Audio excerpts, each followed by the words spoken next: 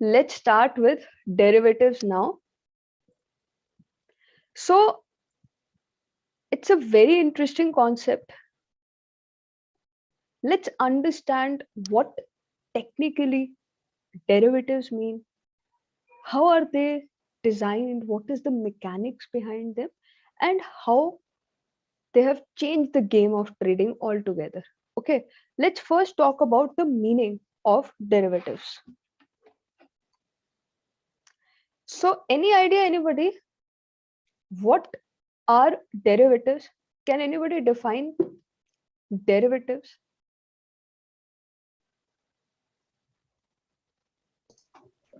Derivatives are something like financial contracts which which which derive its value from underlying assets like Right, absolutely correct. So, when we talk about derivatives, as the very name is suggesting, what does the name suggest? The name suggests that it is deriving its value from something else, right? So I've just left the link in the chat section. So derivatives is something, some financial instrument that is deriving its value from some underlying asset. That means on its own, it doesn't have any value. If you are just left with the derivative contract, it does not hold any value. It holds value only when it is associated with some other asset, right? Now, let's say, for example, we talk about money. What is the importance of money? The importance of money is that we can buy some asset from it, anything for that matter, right? If money is not recognized, if rupee is not recognized in India, let's say, for example, at the time of demonetization, the 500 and 1000 rupee note was no longer recognized as currency. So after that decision, that 500 rupees or 100 rupees note became just paper for us, right? It lost all its value, right? So derivatives is also an instrument that has a value as long as we associate it with some asset. Otherwise, it does not have any value of its own. And even in today's time, it is not even in the paper format. Everything is being held and dealt with in electronic format, right? So that's the meaning of derivatives. Now, what kind of assets against which derivative contracts can be formed? We need to understand that, right? Now, if we talk about the various types of assets, that can be anything. Any asset, against any asset, we have the ability to create derivatives contract. Okay, how? Let's see. Let's take a small simple example here. We've all heard about Nifty. What is yes, Nifty? indices benchmark. Yes.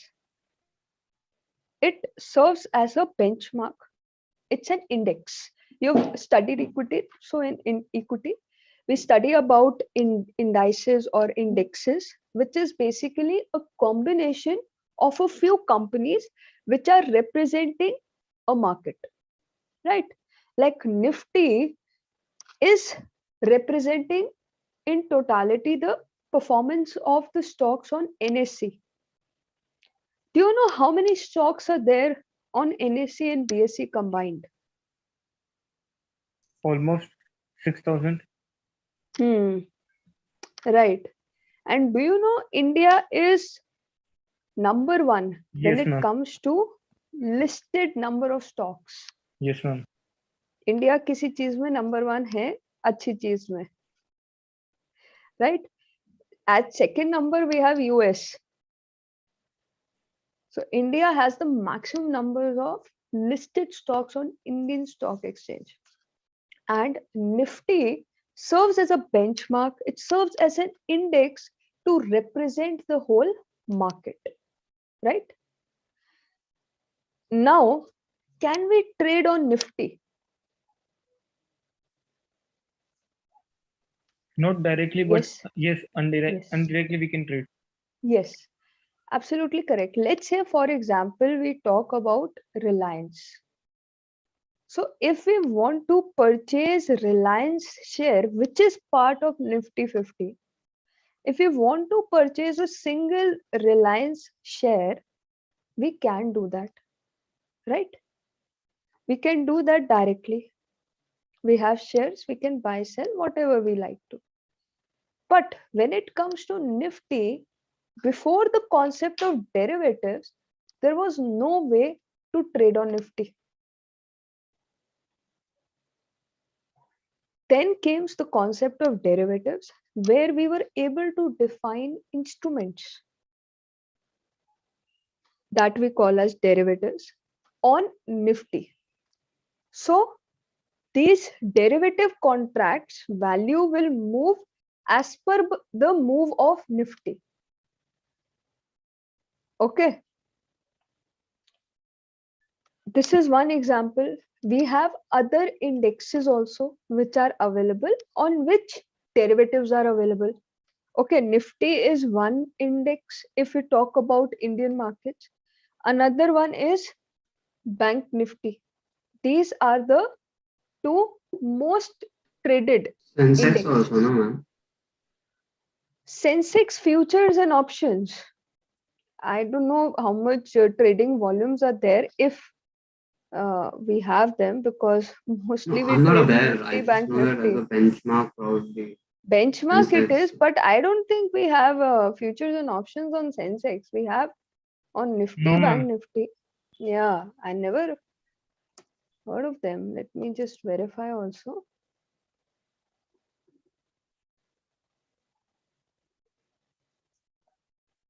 No, ma'am, we don't have. No, no, we don't have.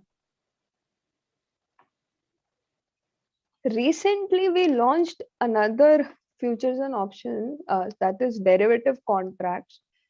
There is another index in the name of, if I'm not wrong, FinNifty.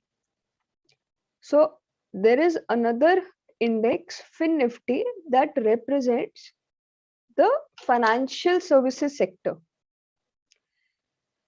So this is another index on which derivatives contracts was launched in like 2-3 months ago time frame. So it's very new, it is very early to say that it will be a success or not, whether we will get enough liquidity, enough trading volumes in this index or not.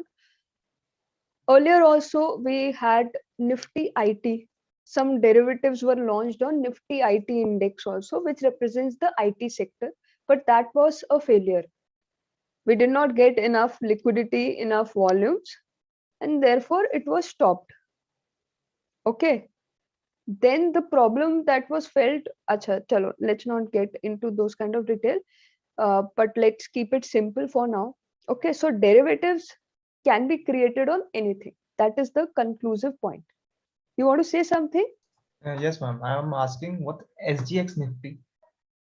SGX Nifty is another index. Okay, this is Nifty index on Singapore exchange.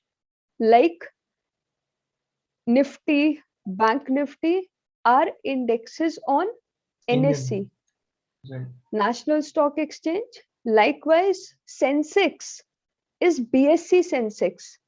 See, we have primarily two major Indexes, stock right. exchange. Bombay and So we National. have, yes, we have indexes to represent the NSE market, We have indexes to represent the BSE market. BSE market. Likewise, for every country, we have exchanges, right? So Nifty is an index which is also traded in Singapore. So SGX Nifty is basically representation of Nifty but listed on Singapore Exchange. Okay. Okay. So what we as traders do is we try to track, because Singapore market opens before Indian markets. So some movement has already happened, right? If there has been a positive move there, it may actually result in a gap up opening for us. Like our today's opening price will be higher than the closing price of the previous day. Okay, and if there is a major negative move there, then here in our markets it may open gap down. So in order to understand where our markets can open, we try to track some movement of SGX Nifty as traders in India. Okay. Now this is about indexes. So is our indexes the only thing on which we can have derivative contracts? Absolutely not. As we said before, it can be anything against which derivatives contract can be created. Now, it may appear to be very simple line. It can be created on anything. But do you know the opportunities that this line has created in practical terms? You can trade on anything after the invention of derivatives. Before that, there was just stocks. And that too, what was the limitation there?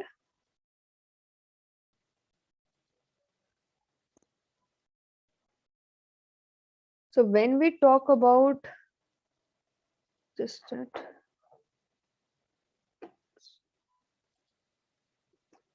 how do we erase everything at once? Is there any option to do that?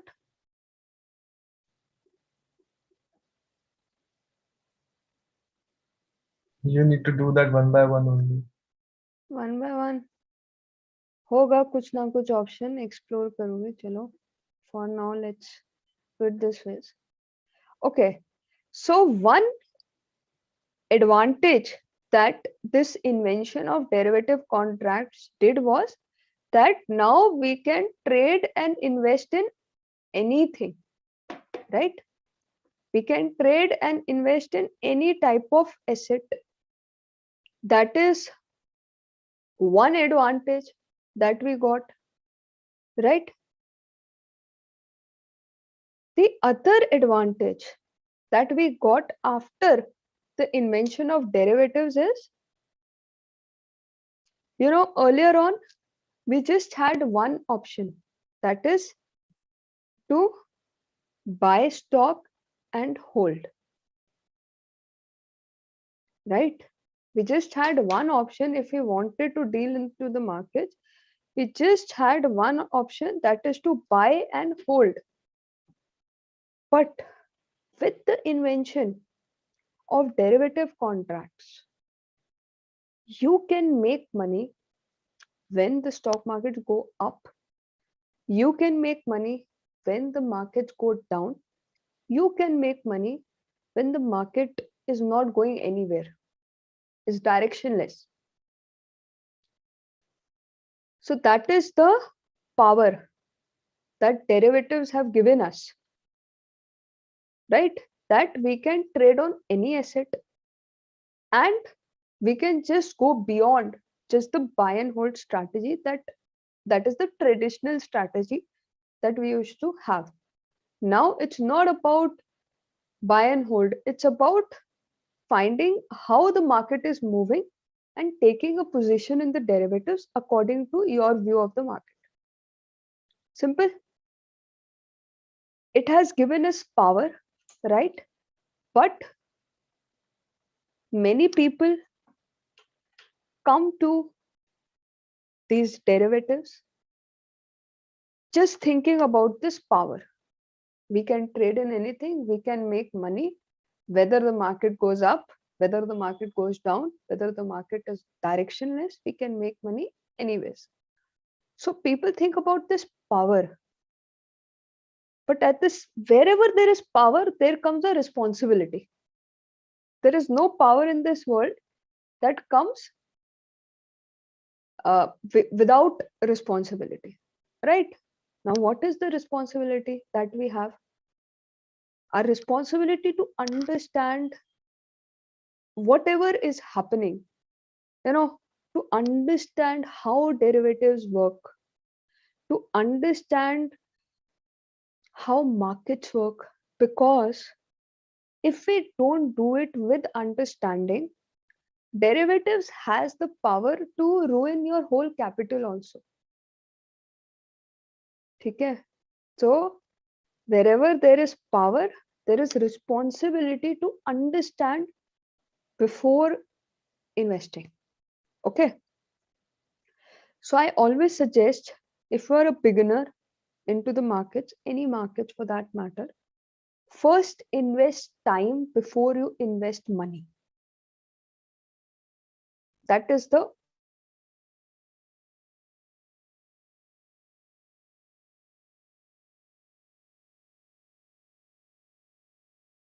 why then invest money, because any other profession.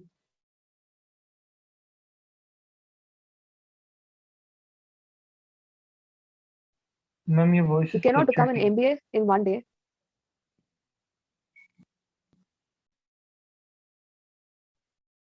Can you repeat yourself because there was a lag? Is it better, my voice? Yes, ma'am, somewhat. Somewhat. Yeah.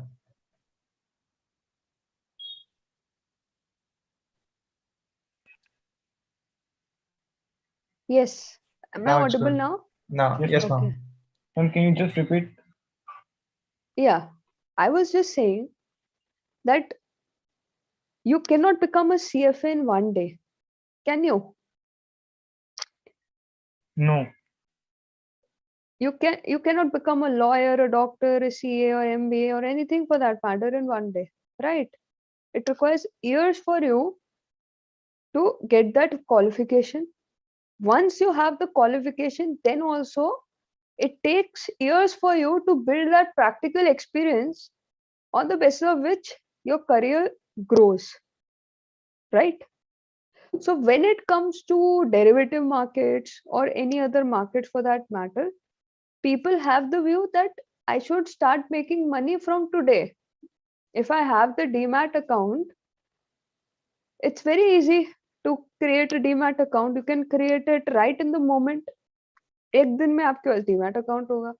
Now what people think is कि आप एक दिन में you can make money out of this. Market kahi bhi jaye, we can make money in the derivatives, right?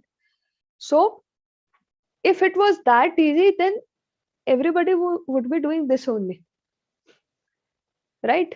So what people generally do is they first invest money, then they realize, okay, we should have invested some time before investing money. I've seen many people do that, right? That's pure gambling. The only thin line between gambling versus investing or trading is that when you are investing or trading, you understand what is happening, you understand and plan your move, your risk is calculated, you know how much maximum you're going to lose if it doesn't work, and you're not in a hopeful belief that every trade or every investment you do, it is going to work in your favor. You don't think that way. You accept losses gracefully because you know that losses is part of the game. You think like a business person. But as far as gambling is concerned, वो होते हैं तुक्के, ठीक है, जो हर बार नहीं लगते, ठीक है ना. Those are not sustainable for the long run. Ma'am, are there actually operators in the stock market? Yes, there are. So because there are many times ये एक चीज निकल के आती है ना कि stock market is operated by few individuals. Let's say Rakesh Jhunjhunwala, the big bull. So he manipulates or he operates the market the way he wants to and earn the desired returns, whatever he wishes to. So Right, correct है. Correct है. अब देखो, what is my view on it? I'll share my view on it. See, what do we first understand by operators? Operators are, some people that can be an institution like a mutual fund house, Indian or foreign. Like, these people have huge funds. What is moving the prices in the market?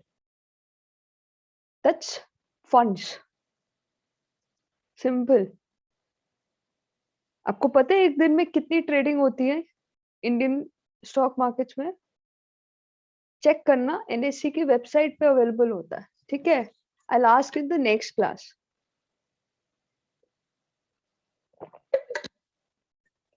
So next class क्या, वैसे तो Google है, कभी भी आप check कर ही सकते हैं. ठीक है, सो बताना मेरे को अभी चेक करके, जैसे आपको टाइम मिले, how much amount of trading happens on an average on Indian stock exchange. Whatever X number is there, it's kind of huge. So we need huge capital to move the prices. It cannot be done with some lakhs or crores of rupees also. Cannot be done with that, right? So huge amount of capital is required. So wherever the fund is flowing, the prices will move accordingly, right? So we can call them operators who have funds. They are going to influence the price. There insider information also going around, operations also going around. We cannot change this system. This is there. As a small investor or trader with a few something capital, what best can we do? We can learn to follow the price. We can learn to follow the direction. We don't know who is causing that direction, why that person is causing the direction, but we can set our rules as to how we can follow the price. Okay, that I will explain you in, as we progress and we go further. ठीक है, अभी थोड़ा सा topic से deviate करना हो जाएगा. So we'll talk about it, how to follow price and everything. What can we do best with this thing? We'll talk about that in upcoming sessions. Okay. Ma'am. Yes. Yes, ma'am. I have a question. Yes. Ma'am, my question is that do long-term investors have any kind of threat from short sellers? Do what? I could not get you. Can you repeat? Ma'am, do long-term investors have any kind of threat from short sellers? Threat of? Short sellers. From short sellers.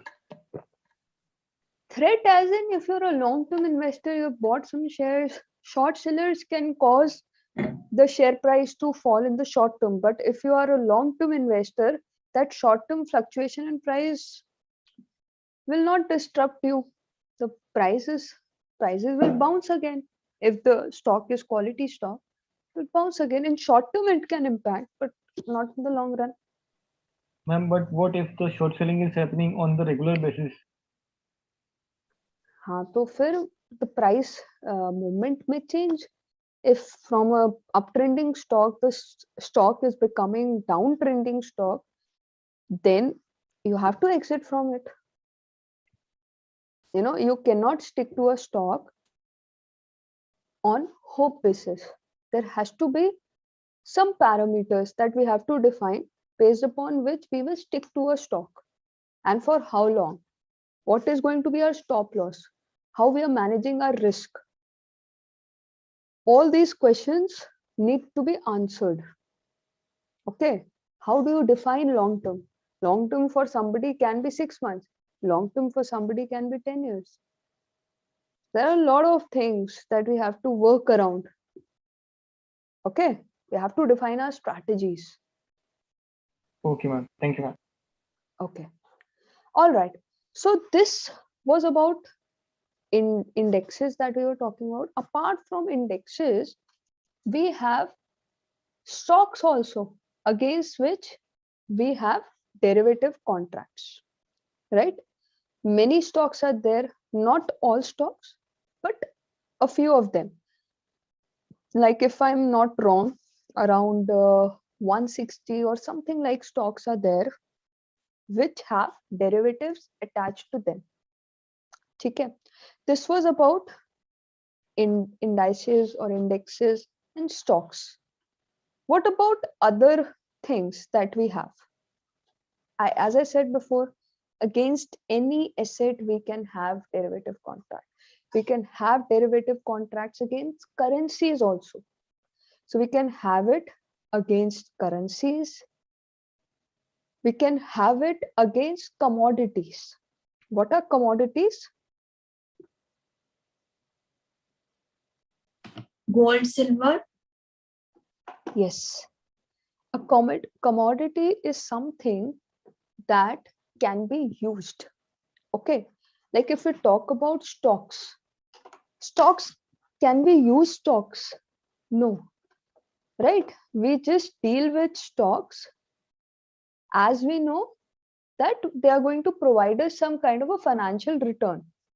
Right? We cannot use stock. Gold, we can use. Silver, we can use. Oil, we can use.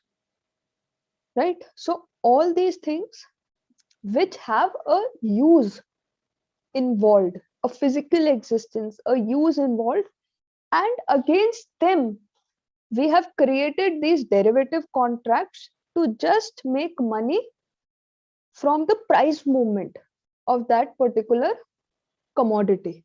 Okay, we don't want to own gold, we just want to get benefited if gold goes up or down as per our view. Okay, we just want to get the financial gain. We are just interested in financial gain. We are not interested in holding oil, but we want to make money from the price fluctuation of oil. Then we can use derivative contracts to do it. Forex, we don't want to buy that foreign currency, but we want to gain money from the price movement of that currency. We are talking about just trading in stocks market, and that to India. To talk about the forex market at the global level, is one of the most traded markets. How do we trade on them? Derivatives. We have derivative contracts based upon which we can trade on commodities, on indexes, on forex, or for that matter, we can do that on cryptocurrency. Anyone trades in crypto here? Not regularly, but yeah. Okay, who? Shansh, you? Yes, ma'am. Yes, ma'am. Okay, so which cryptocurrency do you trade in particular? Is there any particular that you trade in?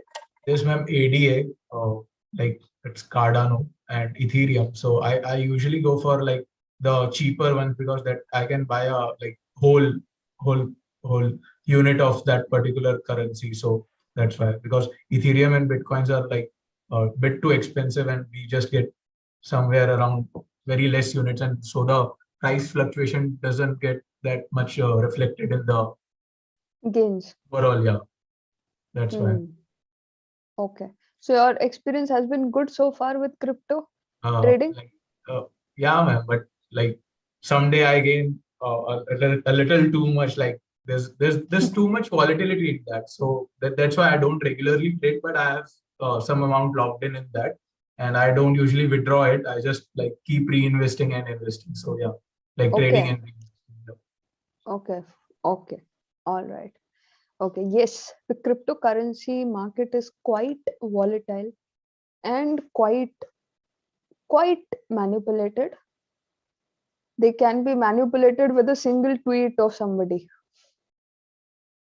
That is the kind of volatility these instruments can have. And again, if you don't understand crypto and you are investing into crypto, then it's gambling. But if you understand trading, you understand crypto, and then you are dealing with them, then it's not gambling. It's a business that you're doing, right?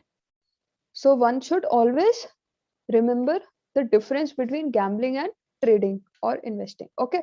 So I hope the meaning, the various underlying assets that can be possible, that is clear, right?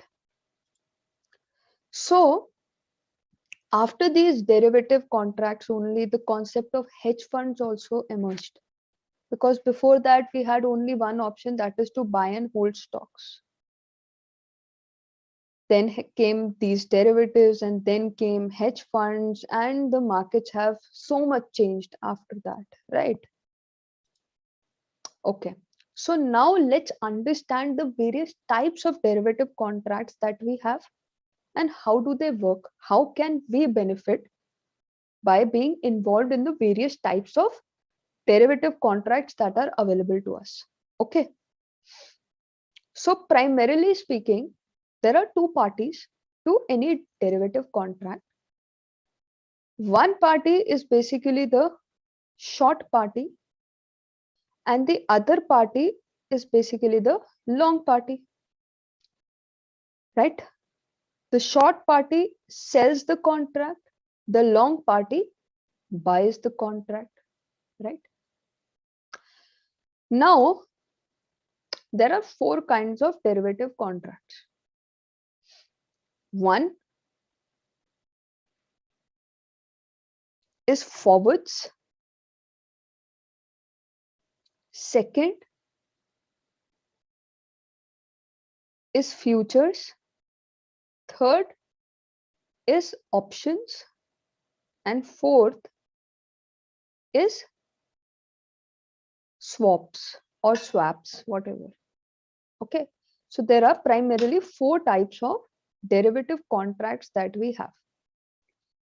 Every one of them have different mechanics as to how they work and how we can select various types based upon the situation we are dealing with, what can be most suitable for us to trade into forwards or futures, options, swaps, whatever it is situational.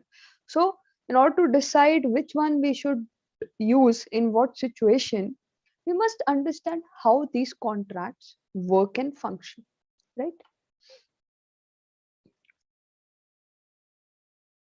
If we talk about overall usage, generic usage, then as said before also, the one reason why we had these derivative contracts was to hedge our risk. What do we understand by hedging? Hedging means to reduce our risk, right? So one thing that we intended to do with the help of derivative contracts was to hedge our risk. Okay, primarily if I have to define, one is hedging, second is speculating, that is to be able to make some money out of the price movement of these derivatives, which are based upon some underlying asset, right? So these were the primary two goals that we had in mind when we developed these derivative contracts. Okay, now we must also understand that when we are talking about these four types of derivatives, two of them, that is these futures and options, are the ones who are exchange traded, right? What do we mean by exchange traded? Exchange It's traded ETF. means There's a Huh. clearinghouse which That's ensures hmm, the contract is fulfilled, like the contract obligations are. right. Ma'am, yes, ma'am. ETF is basically ETF are a it, way in which we can invest in benchmarks. hmm. ETF is basically exchange traded funds. Here I'm just talking about the concept of exchange traded. So exchange traded means that we can exchange it, that is buy and sell it through a proper exchange like stock exchange, right? So for commodities we have MCX, for forex we have a different exchange, right?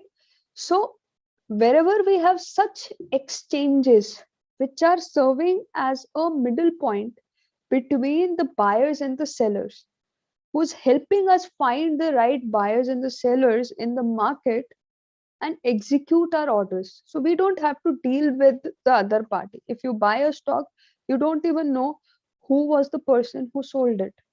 You just know that whether you have bought the share in NSE or BSE, right?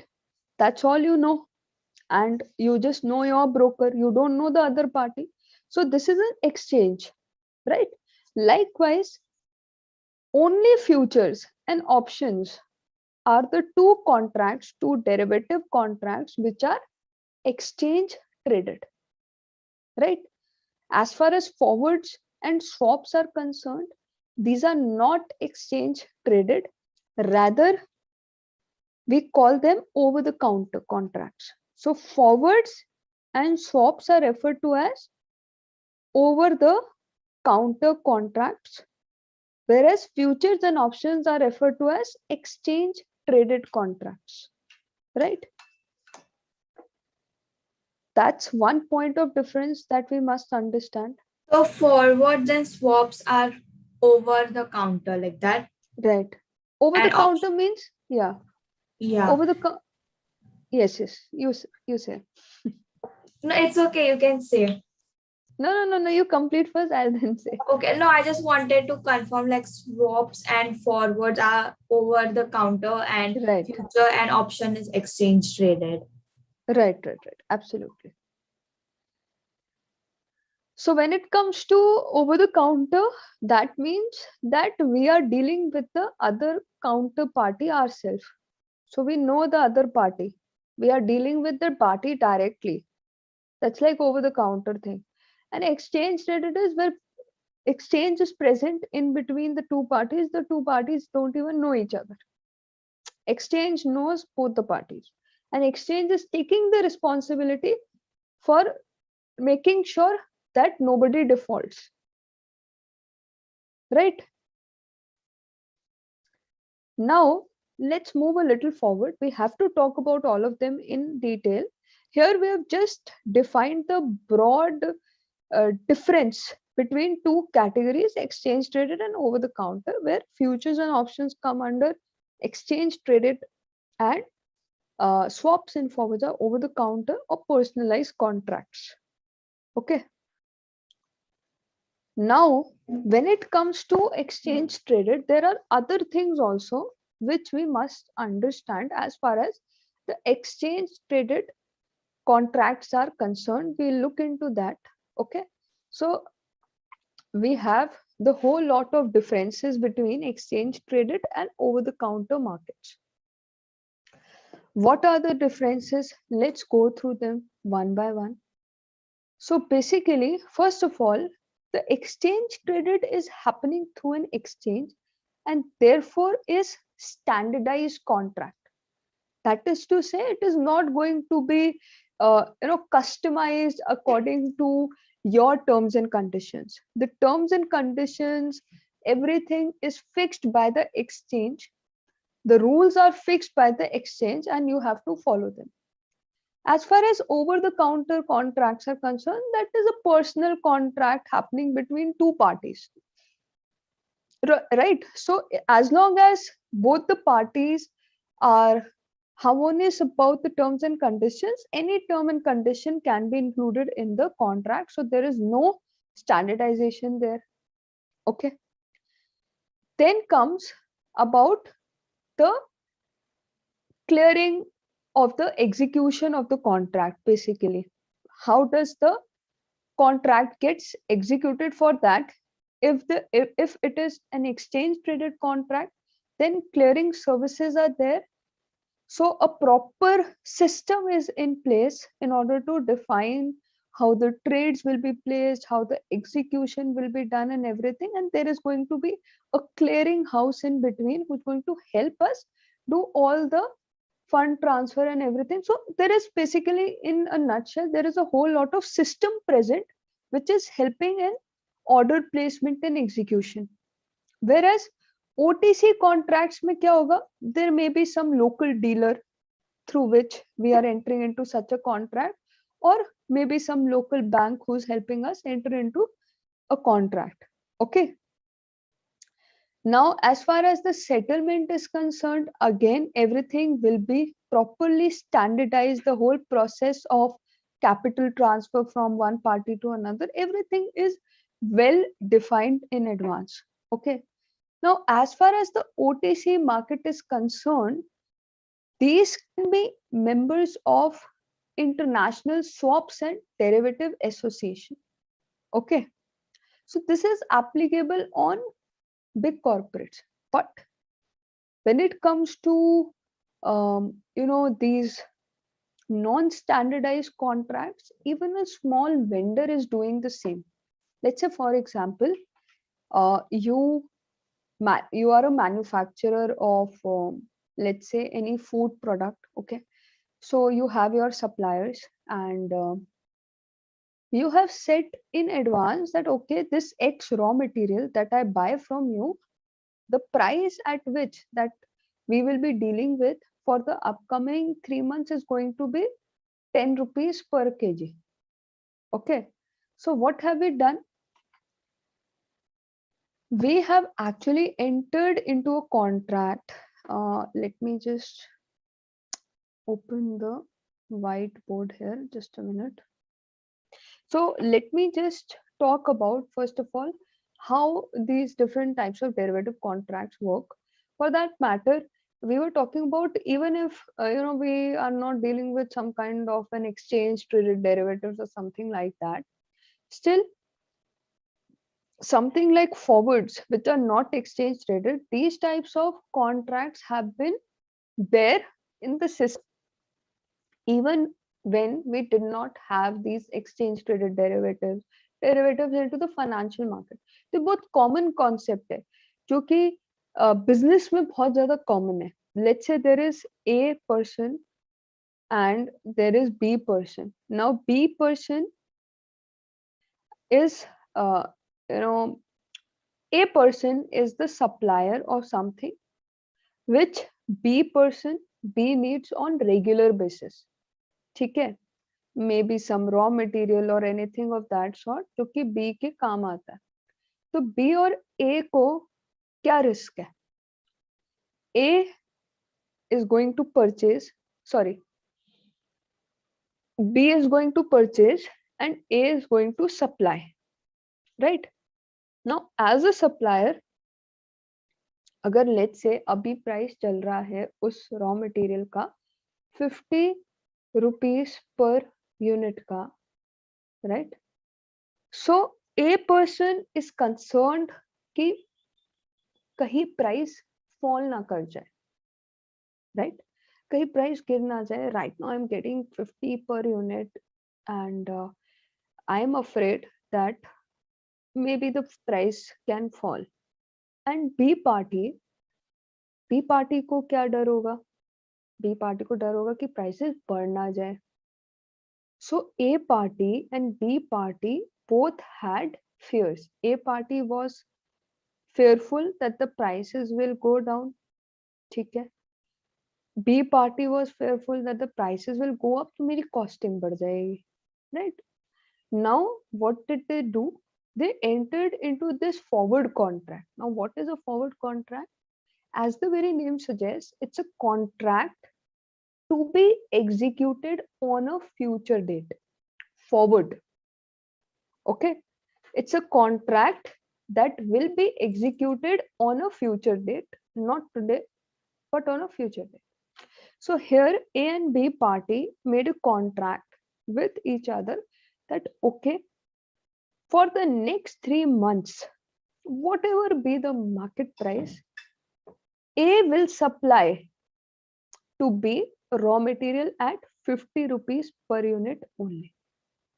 Now they have freeze the price. They were concerned about the price movement, which can be unfavorable for them. Now they have freezed it at 50 rupees per unit. So abhi whatever be the market price, they will do the buying and selling after 3 months at 50 rupees per unit only. So this is an example of a forward contract. Now, this is a very common practice when it comes to businesses, right? They tend to fix the price for a few months to come. ठीक है? तो ये क्या कर रहे हैं? We are entering into a forward contract, right? Now, customized contract है, 2 parties के within है. So as long as they are okay with the terms and conditions, contract can be held, right? So that is one point. Another point is कि let's say 3 months passed away, and what is the current scenario after 3 months?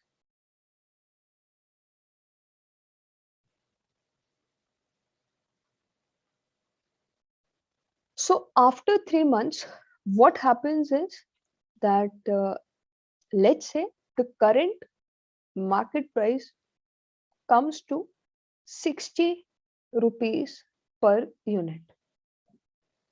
Now, my question to you is, who benefited from this contract? Buyer. A or B? Buyer. B. Buyer. B.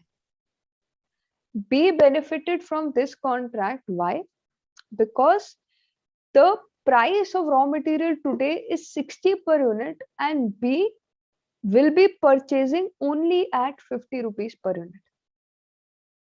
A party को नुकसान हो गया. A party has a loss here because अगर ये contract नहीं होता, market price पे A party would have sold at 60 rupees per unit, right?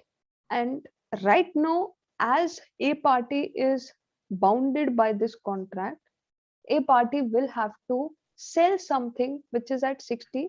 It will A party will have to sell it at 50, जो कि market में sell करते तो 60 मिलता. Okay, so B party made a profit of 10 and A party made a loss of 10, right? So one party gain will be equivalent to the other party loss. So it's a zero-sum game.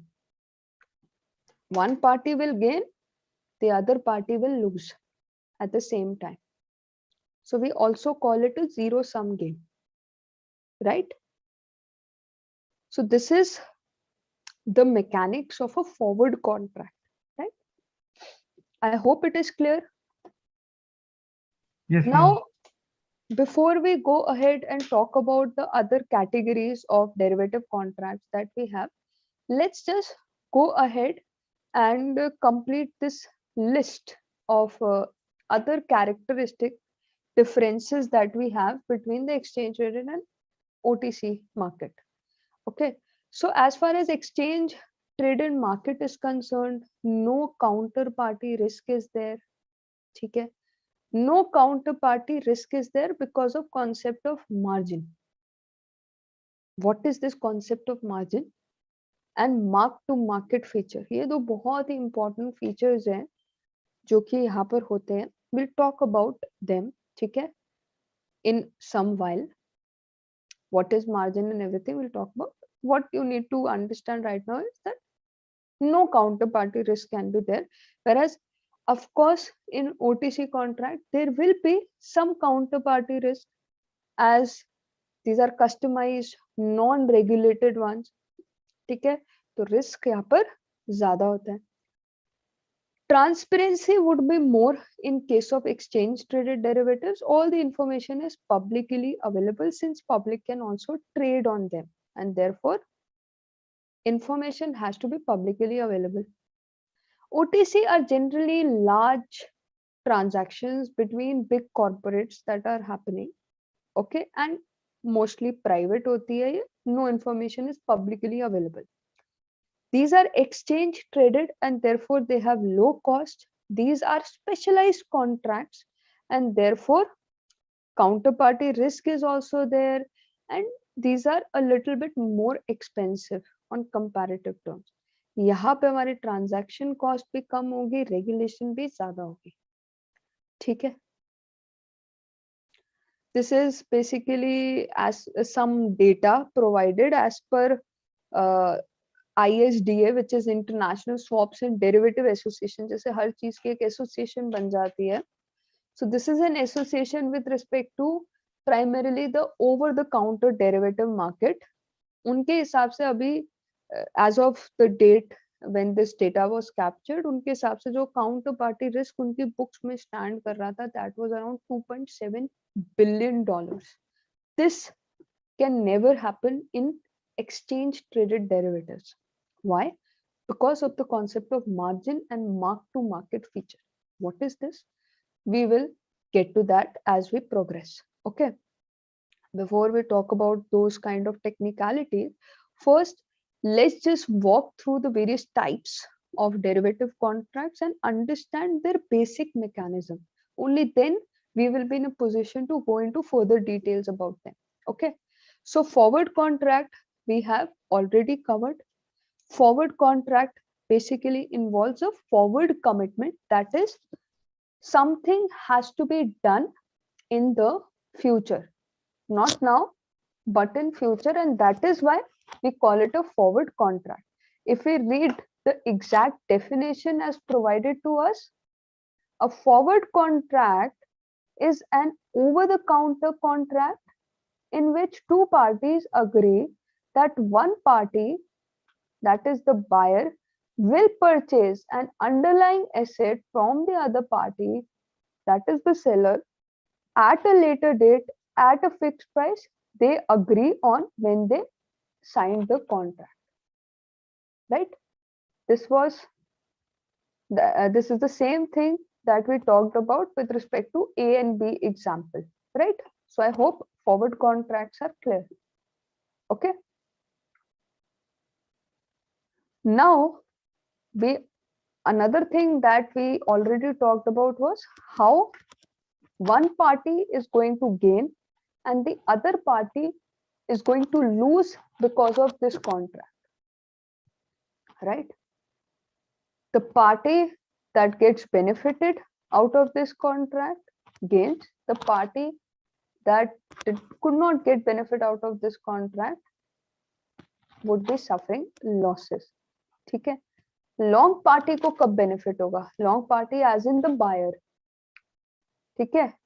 When will the buyer or the long party get benefited in the forward contract? When the prices go up or when the prices go down? When the prices go up. Wow. Right. Absolutely correct. So long party or the buyer gets benefited when the prices go up, whereas the short party or the seller gets benefited when the prices go Down. down. ठीक है ना. यही यहाँ पर simple सी चीज diagrammatically explain की गई है. Nothing more than this thing is there. Okay. We have much more diagrams and much more relevant. Ma'am, Yeah. यहाँ पे it's written that FT future trade long is obligated to pay F0. There's a lot of noise in your voice. Can you try reconnecting the meeting, because it actually gets a little hard to understand what you're saying. Okay, ma'am, is it better? Nope. Hmm. Ma'am, Yes. Can we take a short break? Okay, fine. No problem. So usually, how much break do you take? 5 minutes, 10 minutes. Fine. Okay. I So a think 10 similar kind. is okay. Yeah. So it's like 4:50 right now. We'll restart at 5. Okay. Okay, ma'am. ठीक है. चलो. Let's resume. Okay. So diagram or graph based questions can come. This diagram is not important. You will not have to prepare the graphs or diagrams, but definitely a graph based question can be there on which there are some MCQs that you need to resolve. Okay. So as a long party, you get benefited if the prices go up. As a short party, you get benefited if the prices go down, right? How much benefit you get, that will be the difference between the price at the end of the contract, right? Which we can refer to as, price at time t. If let's say 3 months we are talking about, so after 3 months, whatever the price is, minus the price at which we entered into the contract, that is the forward price that we fixed, right? This can be related to the example that we were discussing. ठीक है, बिल्कुल उसी के बारे में यहाँ पर बात हो रही है. हमने जैसे एग्जाम्पल लिया था, यहाँ पर भी एक एग्जाम्पल दिया हुआ है एंड सिमिलर कैलकुलेशंस कर रखी है. You can refer to it on your own because there is nothing extra as against the example already discussed. Ma'am, जो प्राइस Yes. टी जो था, that is actually the spot price only, no? Which price you're talking about? Can you go a little up, ma'am? Before the slide. Yeah, this one. Yeah, which price? जो आपने लिखा ना red में, price T minus F. This price T is basically the spot price only, no? This is the spot price after t times, that is in future, whatever the price comes in the future, right? And Minus the future that we had set 3 months. Yes, the future yes, price. Yes, absolutely. So ma'am, this yeah. And FT, future date, the long is obligated to pay F0. Can you just explain this part, please? F0 is our forward price that we are supposed to pay in the future. Okay. The price that we have fixed is our F0 price. Okay. S0 is the price today. ST is the price in the future. That is after 3 months, what will be the price? So our profit or loss will be determined with the help of the F0 that we have fixed and the ST. Just remember the example that we considered. So 50 was the current price, right? If you remember the example, if you go back to the example. Yes. 50 was the current. Yeah. So in our example, 50 was the current price that we had. And after this is S0 in our example, this is ST, and whatever price we have fixed. In our example, we had fixed 50 only. So 50 is our F0, that is forward price, right? The price that we fixed under the forward contract. So this is 50, S0, that is the current price, ST, that is the price in future. Understood?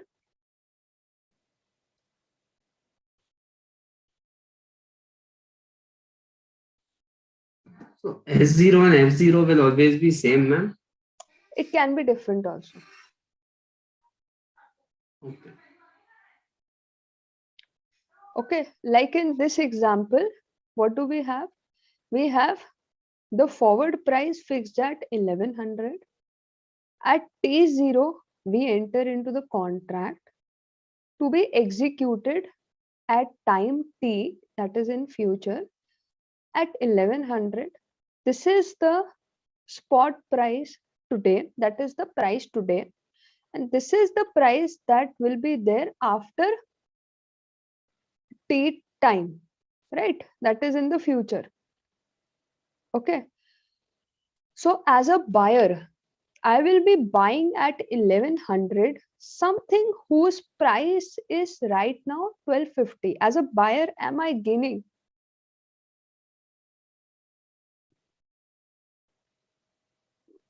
Yes.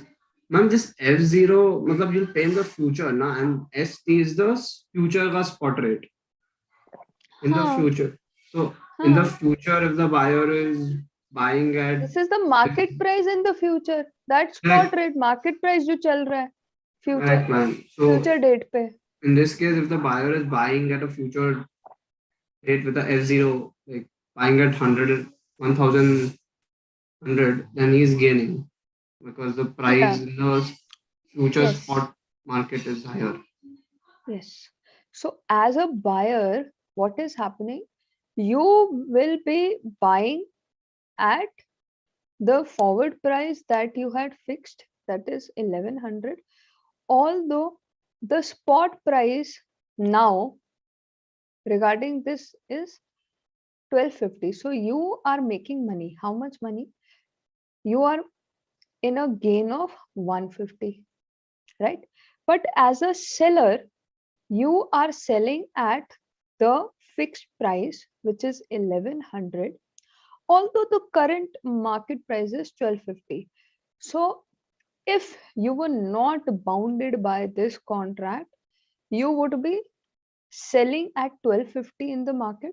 But since you are bounded by this contract, you will be selling at 1100. So that gives you a loss position, a loss of 150. Again, whatever the buyer gain was, that is offsetted by the loss of the seller. Okay. So that is the whole point here. Now, as far as forward contract mechanism is concerned, we have discussed everything. Just we want to understand more about what types of forward contracts can be there. So these are not exchange traded, right? We do not have an exchange available in which we can trade upon these forward contracts. Okay. But they do have some categorization based upon various characteristics. Like for example, if two types की situation हो सकती है. अभी यहाँ पर if we consider this example only, here a party, just a minute.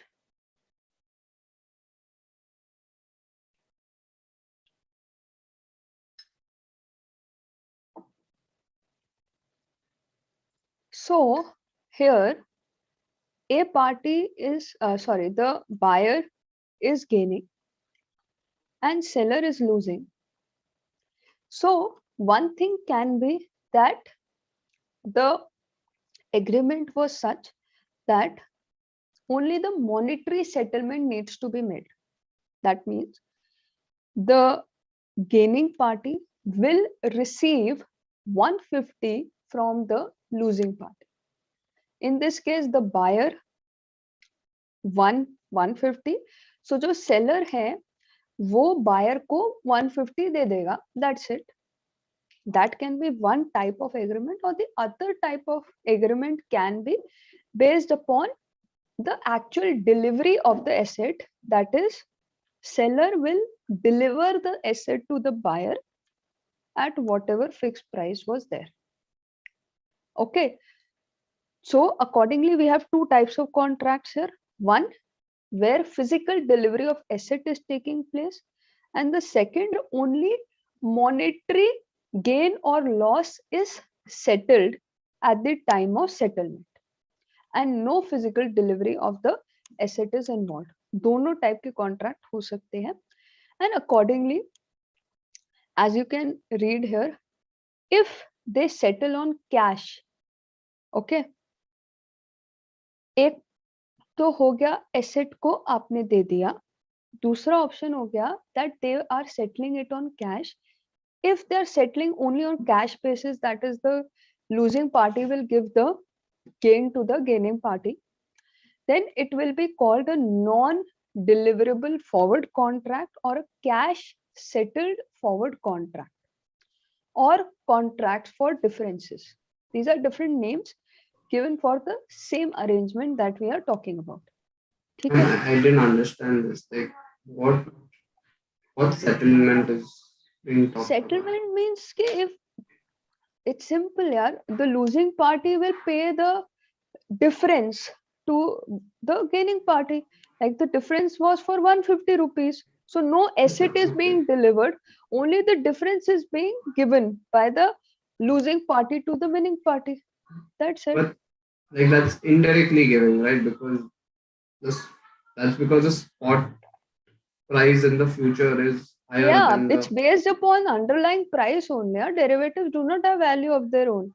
They derive their value from the underlying asset price movement only, not otherwise. Okay. Ma'am. Yeah. So this Yeah, ma'am. is, Excuse me, ma'am. yes. Yes, ma'am. One doubt. So, ma'am, like when two parties enter into forward contracts, the terms like the cash settlement or the difference settlement They is are set already up dictated. front. Obviously आप contract sign कर रहे हो तो all the terms of the contract will be dictated and signed by you in advance, not at the end. But ma'am, since forward contracts have like counterparty risk, so like what would what will happen in that case? Like They will take the other party to the court. What happens if it's a basic contract? So Contract Act will apply.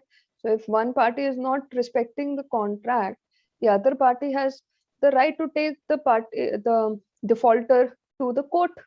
Case कर दो उस पे और क्या Okay. कर सकते हो? Yes, ma'am. Got it. Okay. So now we've talked about the forward contracts. Now futures, which is like the big brother of forward contracts. Okay, now let's understand how futures work, what futures are, and here only we will be talking about the concept of margin and everything also.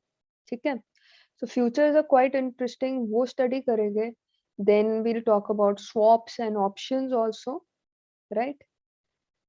Yeah. So all that stuff we will be talking about. Then different types of derivatives, other types of derivative contracts. So this would be about our this reading, and the next reading we will be talking about more about pricing and valuation of all these contracts. This section is dedicated towards understanding what all these contracts are and how the mechanics of these contracts go. Okay, so let's talk about futures. Now futures are very similar in nature, just like forward contracts. Okay, जो हमारे future contracts होते हैं, those are very similar to forward contracts. So we can in a way say that future contract is an exchange traded version of forward contracts. Like forward contracts cannot be traded on any exchange, but a forward contract that can be exchanged on an exchange, can be traded on an exchange, can be referred to as a future contract. Okay, so we can say that in a future contract also there are two parties. Okay,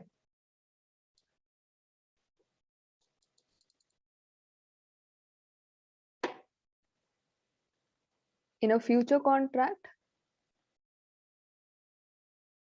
there are two parties, A party, B party.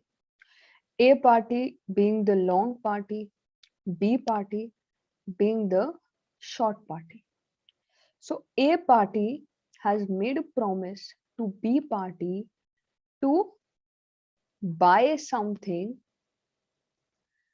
on a future date at a specific price. Okay, so here we are not buying something today, but we are entering into an agreement to buy something in the future, and that's why we call it a future contract. On the other hand, from the short party perspective, we are not selling anything today, but we are making an agreement to sell something in the future at a predetermined price. Okay. This was similar to forward contracts also. In forward contracts also, we had a similar nature, that there were two parties who were buying and selling respectively at a fixed price on a future date. Then what is the difference between futures and forwards? The prime difference is that futures are exchange traded. Okay. These are exchange traded, whereas when it comes to forwards, those are not exchange traded, rather private contracts. So future contracts, as they are exchange traded, they are much more regulated, standardized, and there is no counterparty risk involved because of the presence of exchange and the presence of a clearing house in between who is dealing with all the contracts. You are not dealing with the party directly, you are dealing with the party through the exchange. You don't even know the other party. Okay. Now, there are some technical things with respect to the working of future contracts that we will come to. But before that, let's read the definition, which is going to summarize everything that we have discussed with respect to future contracts. So a future contract is a standardized derivative contract created and traded on a futures exchange in which two parties agree that one party, the buyer, will purchase an underlying asset from the other party, that is the seller, at a later date, and the parties when the contract is initiated, and in which there is a daily settling of gain and losses and a credit guarantee by the future exchange through its clearing house. ठीक है, बाकी सब तो simple था. This last portion we have to discuss. ठीक है. So let's just read the points given here also. Here also, this is the last thing that we will be talking about more. Okay. So standardized contracts are there. Okay. Chalo, before we read all this, let's talk about this last section and how standardized these contracts are. Okay. Let's go to whiteboard for that. Meanwhile, let me show you some future contracts also which are practically available. Okay. So first, let's consider a few examples of future contracts. So this is Nifty futures that you are seeing. Okay. Right now, there are 3 contracts which are available in the market. One has an expiry till 30th of December. So there is an expiry date involved on which we are planning to buy Nifty. Okay. If we enter into a Nifty future contract today, technically what we are saying is that we will buy Nifty at a specified price on 30th of December. Similarly, we have for 27th of January and 24th of February. ये क्या है? Expiry date. And no expiry date mean that you have, like, that's the date of purchase. Or the Yes. like, till that date Okay. you can purchase that one. No, let me complete first. So there are multiple equity derivative contracts that are available. So Nifty is one thing that have, as I said, Fin Nifty, that is a recent derivative that has been developed, and Bank Nifty is there.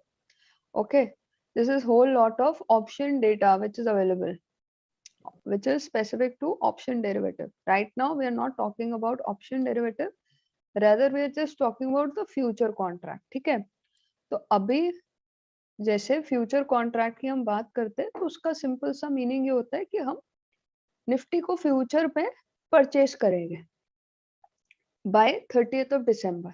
ठीक है, अब अगर Nifty का price बढ़ता है तो जो भी प्राइस पे हमने हमारा फ्यूचर कॉन्ट्रैक्ट खरीदा है, जो भी हमारी फ्यूचर प्राइस हमने फिक्स किया है, अगर निफ्टी का मार्केट प्राइस बढ़ जाता है तो we as a long party will be gaining. अगर निफ्टी का प्राइस गिर जाता है एंड हमने शॉर्ट किया है फ्यूचर तो वी विल बी लूजिंग. जैसे कि हमने अपने दो एग्जांपल्स में भी देखा था, बिल्कुल सिमिलर लाइंस में हम चलते हैं. As a long party we gain when the prices go up, as a short party we make money if the prices go down, and that is applicable on these contracts as well. If Nifty goes up and we have purchased Nifty futures, we will be gaining money. If Nifty goes down, we will be losing money. Okay? Now these are very standardized contracts. That means everything is fixed. Even the lot size is fixed in advance. ठीक है, कितना lot size होता है? Nifty के case में the lot size fixed by the exchange is 50 units. यानी share तो आप एक भी परचेस कर सकते हो, एक भी सेल कर सकते हो. But when it comes to futures and option, there is fixed number of units that you will have to deal with. So in Nifty it is 50 units, and in case of Bank Nifty it is 25 units for one lot. Okay, now you can just look at the turnover on daily basis, this is the data on December 10th, which was the last trading session. So the turnover that was created was 13 lakh. मतलब ये जो भी number है इसके आगे लैक्स और आ जाएगा, समझ रहे हो? So in itself it's 13,15,574 into 1 lakh. That is the total amount of trading which is going around this 30th December expiry Nifty future contract. So we can just imagine the amount of trading which is happening. Okay. Anyhow, the point was just to show you how these contracts are, and everything is publicly available. As we said before, exchange traded contracts की सारी information, कितनी trade हो रही है, किस चीज से related, कितनी positions open है, वो सब आपको पता चल जाता है. ठीक है? Although you have to spend some time to learn to how to read the data. Okay, but that will be a separate discussion maybe some other day. For now, let's continue with our concept of futures. So futures का ये expiry एक date का एक example बार था. आप समझा सकते हो क्या है? Expiry date is the date on which the contract expires, at which you are promising to buy and sell Nifty. That is the technical meaning. Trading is a separate game. I can't talk about trading right now because there are so many other things that I have to discuss. Trading, maybe if you are able to find some time later on, once we have completed the derivative syllabus and we have some time left, so maybe we can talk about how actually we trade upon futures and options. We'll try to make time for that, don't worry. But technically, this is the definition, or this is the meaning of future contract. Now, there was one important concept with respect to these exchange traded contracts, like future contract, that is of margin. Okay. One was margin and the other was mark to market feature. We'll talk about that later. Let's focus upon margin first. So, first of all, what is margin? Any idea, anybody, what is margin? Leverage. Opposite of leverage, actually. Margin is basically, see, whenever we invest money, it can come from two sources. One is equity and the other is debt. Debt. What is equity?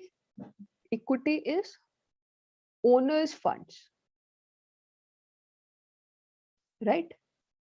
Equity is owner's funds. What is debt? Debt is borrowed funds. Okay. So whatever amount we have that we have to invest, that will either be owner's funds or borrowed funds, right? Now, whenever we have to, deal with an exchange traded derivative contract like futures and options, तो क्या होता है ना, आपको एक margin देना पड़ता है, यानी कि the total amount of capital required आपको 100% नहीं देना होता, आपको थोड़ा सा मार्जिन देना होता है. रेस्ट अमाउंट का आपको क्या मिल जाता है? डेट मिल जाता है, दैट इज लेवरेज मिल जाता है फ्रॉम योर ब्रोकर. ठीक है. लेट्स से फॉर एग्जांपल हमारा 1 लाख का टोटल अमाउंट इन्वॉल्व था, हमने उसका 30% कंट्रीब्यूट किया, यानी 30,000 हमने कंट्रीब्यूट किया, और बाकी का 70,000 एक तरीके से हमने ब्रोकर से बोरो करके वो ट्रेड ले लिया. ठीक है. नाउ ये कहाँ चलता था? ये प्रोसेस चलता था इंट्राडे में. ठीक है. There are two types of trades that we can take in the markets. One is intraday. Intraday is where we are planning to square off our position on the same day. That is, अगर bye किया तो आज ही cell कर देंगे, अगर पहले cell किया तो आज ही बाय कर. So that is intraday or day trading. Another one is positional. That is where you would like to carry forward to other days, not close your position or square it off today itself, but carry forward for the future. तो जब हम multiple days के लिए या weeks के लिए या months के लिए जब ट्रेड करते हैं तो हम पोजिशनल ट्रेड कर रहे हैं. जब हम with in the day square of कर देंगे, यानी अपनी पोजीशन को क्लोज कर देंगे इन द सेम डे, तो उसको इंट्राडे बोलेंगे. तो ये जो मार्जिन अपने को कम देना पड़ता था वो था इंट्राडे में with respect to these derivatives, right. यानी कि जो 100% ऑफ कैपिटल रिक्वायरमेंट है, you don't have to give that, you just have to give part of it and you can trade. It's just like आपने अपने broker से बोरो कर दिया, broker को प्रॉब्लम नहीं है क्योंकि it's an intraday contract and therefore will be squared of by the end of the day. Of course जो भी लॉस वगैरह होगा आप ही बेयर करोगे, ब्रोकर नहीं बेयर करेगा, और ब्रोकर कैपिटल वापस आ जाएगा by the end of the day. ठीक है. आप अपना मार्जिन दिया, फिर जो आपका लॉस हुआ ब्रोकर ने आपसे ले लिया, ब्रोकर के पास फंड्स वापस आ गए एंड ब्रोकर के बुक्स टैली हो गए बिकॉज सेम डे हुआ जो हुआ.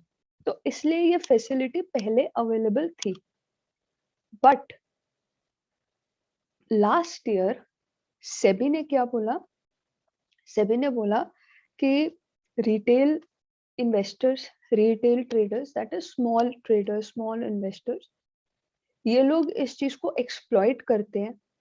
वो आते हैं, फ्यूचर्स में डील करते हैं, कैपिटल नहीं होता एक लॉट के लिए। फॉर एग्जांपल, अगर आप निफ्टी में फ्यूचर कॉन्ट्रैक्ट बाय या सेल कुछ भी करना चाहते हो, तो you need around 1 lakh to 1,10,000 capital for one, that is 50 units, जो कि मिनिमम है, जो आपको करना है, जितना आपको चाहिए चाहिए।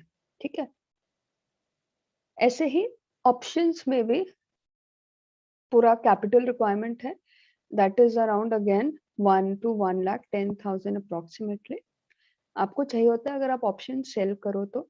ऑप्शंस में बाद में आएंगे, फ्यूचर्स पे ही बात करते हैं अभी। तो फ्यूचर अगर आपको कॉन्ट्रैक्ट बाय या सेल करना है, ठीक है, निफ्टी का, तो you need around 1 lakh to 1,10,000 capital, right. पहले क्या था कि आपको लेवरेज मिल जाता था, ठीक है, लेवरेज यानी कि डेट मिल जाता था एक तरीके से अपने ब्रोकर से।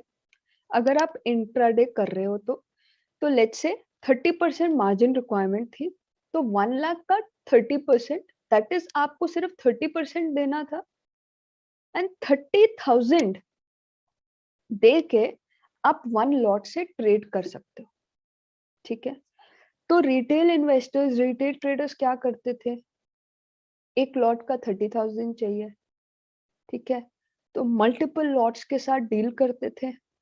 एंड डेरिवेटिव्स क्योंकि कॉम्प्लेक्स इंस्ट्रूमेंट है, as I said before, you have to spend time to understand them and how practical trading works before you can start trading on them. तो ये लेवरेज का जो हमारे पास ऑप्शन अवेलेबल था, as per से भी retail trader, retail investor इसको exploit कर रहे थे, अननेसेसरीली मल्टीपल लॉट्स में ट्रेड करके अपना रिस्क बढ़ा रहे थे, जिसकी वजह से उनको लॉसेस हो रहे थे, which was not good for them, the retail or the small investor or trader.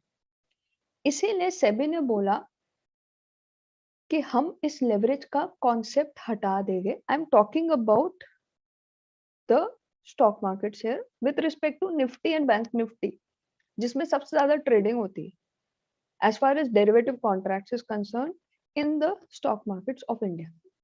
ठीक है, हर एक्सचेंज के अपने रूल्स होंगे, इसीलिए हम क्या करते हैं, स्टैंडर्डाइज्ड है, एक्सचेंज ने जो रूल सेट कर दिए वो सबको फॉलो करने ही पड़ेंगे, चाहे कुछ भी हो जाए। तो this is an example of how standardisation works practically. ठीक है, और ये रीसेंट चेंज आया है, आपको पता होना चाहिए, आप डेरिवेटिव्स पढ़ रहे हो तो उनसे रिलेटेड क्या इंपॉर्टेंट सिग्निफिकेंट चेंजेस आए हैं अपनी इंडियन डेरिवेटिव मार्केट में, वो तो आपको पता ही होना चाहिए। तो अभी लास्ट ईयर सेबी ने क्या डिसाइड किया कि कोई लेवरेज नहीं दे हम इंट्राडे में निफ्टी और बैंक निफ्टी पे किसी को भी। तो बहुत लोगों ने बहुत रिवोल्ट किया इस चीज का कि this is wrong, that means if you don't have capital we will not be able to trade. ठीक है ना, अभी आपको 1 लाख चाहिए एक लॉट के लिए, not everybody has that amount of capital. Multiple lots में ट्रेड करने के लिए 5 लॉट्स में ट्रेड करना है तो 5 लाख प्लस का कैपिटल आपको चाहिए। So not every person has that much amount capital.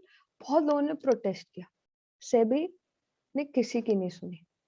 Phased manner में इसको इंट्रोड्यूस किया गया स्टार्टिंग फ्रॉम 1 सितंबर 2020।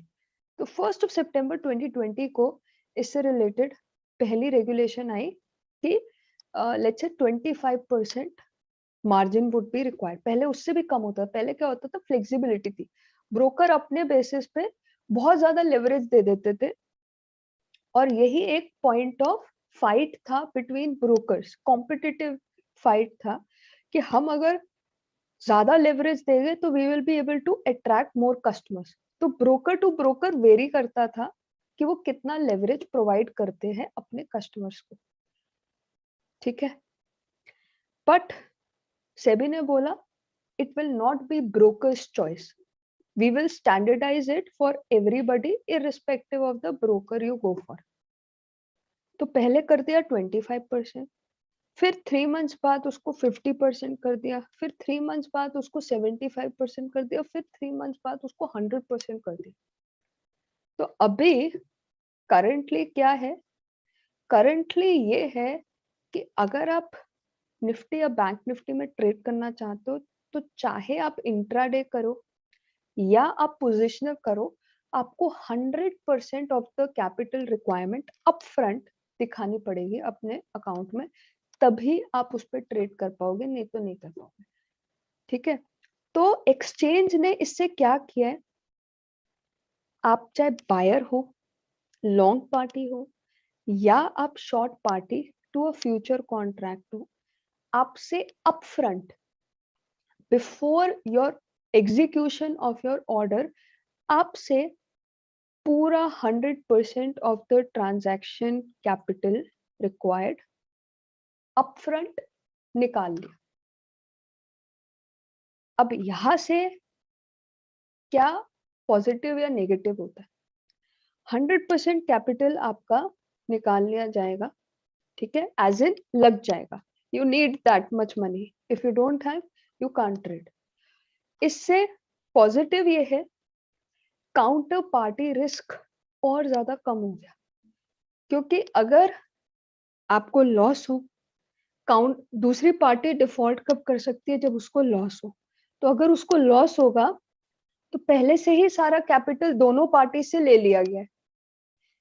एक लॉट की बात करें तो लॉन्ग पार्टी से भी 1 लाख ले लिया, शॉर्ट पार्टी से भी 1 लाख ले लिया, ठीक है। अब जो लॉस गेन होगा होगा, दोनों पार्टी बेयर करेगी, कोई डिफॉल्ट नहीं कर सकता, क्योंकि पैसे तो पहले ही ले लिए ना, in the form of margin, ठीक है। तो इस वजह से डिफॉल्ट के चांसेस बहुत कम हो जाते हैं, ये पॉजिटिव है, खत्म ही हो जाते हैं in fact, we can say. Another positive that can be, और क्या पॉजिटिव हो सकता है इसका? नेगेटिव बहुत लोगों ने बोला, नेगेटिव एक चीज बोली गई कि कैपिटल रिक्वायरमेंट बहुत ज्यादा बढ़ गई। अगर आप इंडेक्सेस में ट्रेड करना चाहते हो, स्टॉक्स के फ्यूचर्स एंड ऑप्शंस में ट्रेड करने के लिए तो वैसे ही बहुत सारा कैपिटल चाहिए होता है। I'm एक not per lot 60-70% of the investors are wiped out.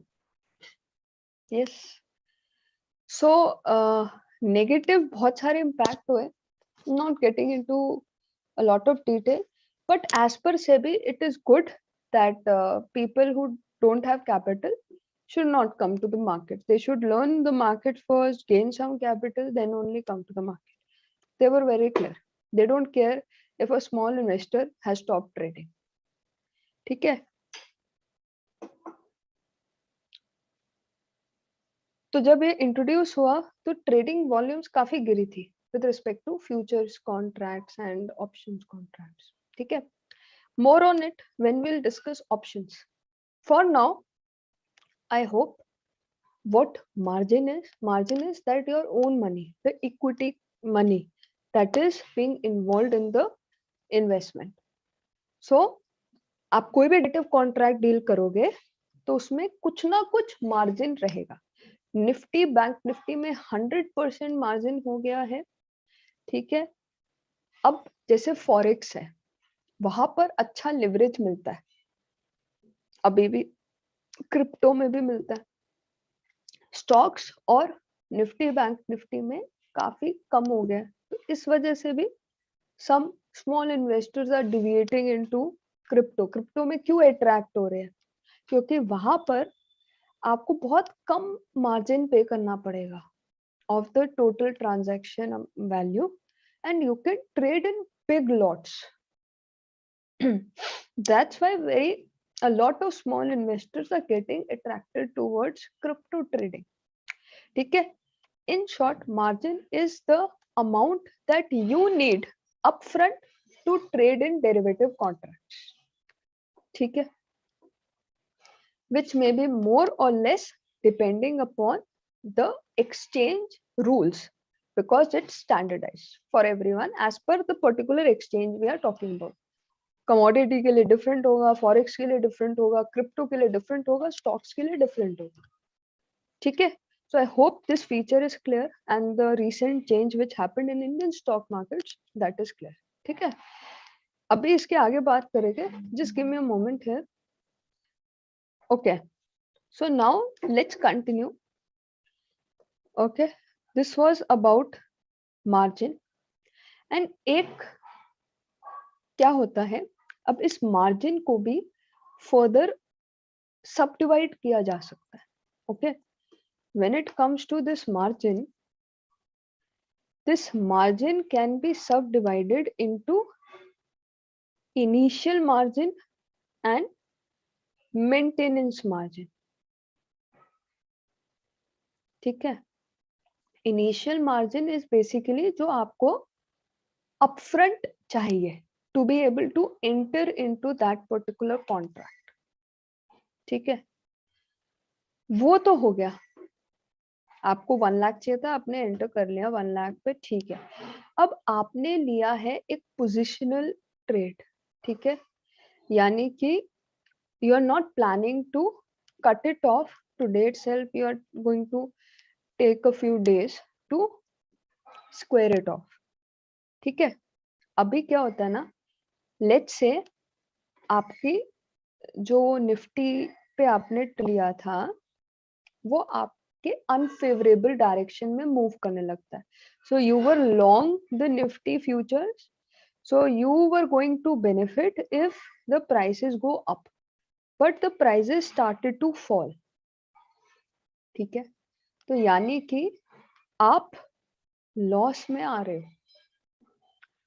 Now the exchange wants to make sure that आपसे वो लॉस पहले ही निकलवा लिया जाए. मतलब वेट नहीं किया जाएगा कि आपका 1 लाख जीरो बन जाए. राइट, आपसे फॉर सेफ्टी पर्पस आपसे और मार्जिन मांगा जाता है. ठीक है, when you are into big losses, तो उसकी भी अगेन स्टैंडर्डाइज रूल्स होती है एज पर द एक्सचेंज कि कब at what price level more margin will be asked. That is maintenance margin. ठीक है, that only happens when the loss gets beyond a certain limit set by the exchange. तो वहां पर आपसे और margin मांगा जाता है. The additional margin that is being asked from you because you are into losses is referred to as maintenance margin, to just to cover the whatever gain losses happening on regular basis rather daily basis. ठीक है, ताकि हम जैसे expiry थी 30th of December की, let's say आपने tomorrow is 13th. ठीक है, tomorrow the market will open, so let's say you are entering into a contract on 13th of December to be expire on 30th of December. So during this time, whatever gain loss will happen in your possession, accordingly, if you fall short of the maintenance margin level set by the exchange, you will be asked by your broker to deposit more money in your account. That is basically maintenance margin, and that is done to settle the losses and gains which are happening on daily basis, so that ऐसा नहीं है कि सारी settlement आपकी last date के लिए बच रही है. Every day, whatever gain loss is happening, it is being settled on everyday basis, so that afterward there is nothing left to be settled. Everyday basis पे वो settlement होती जा रही है.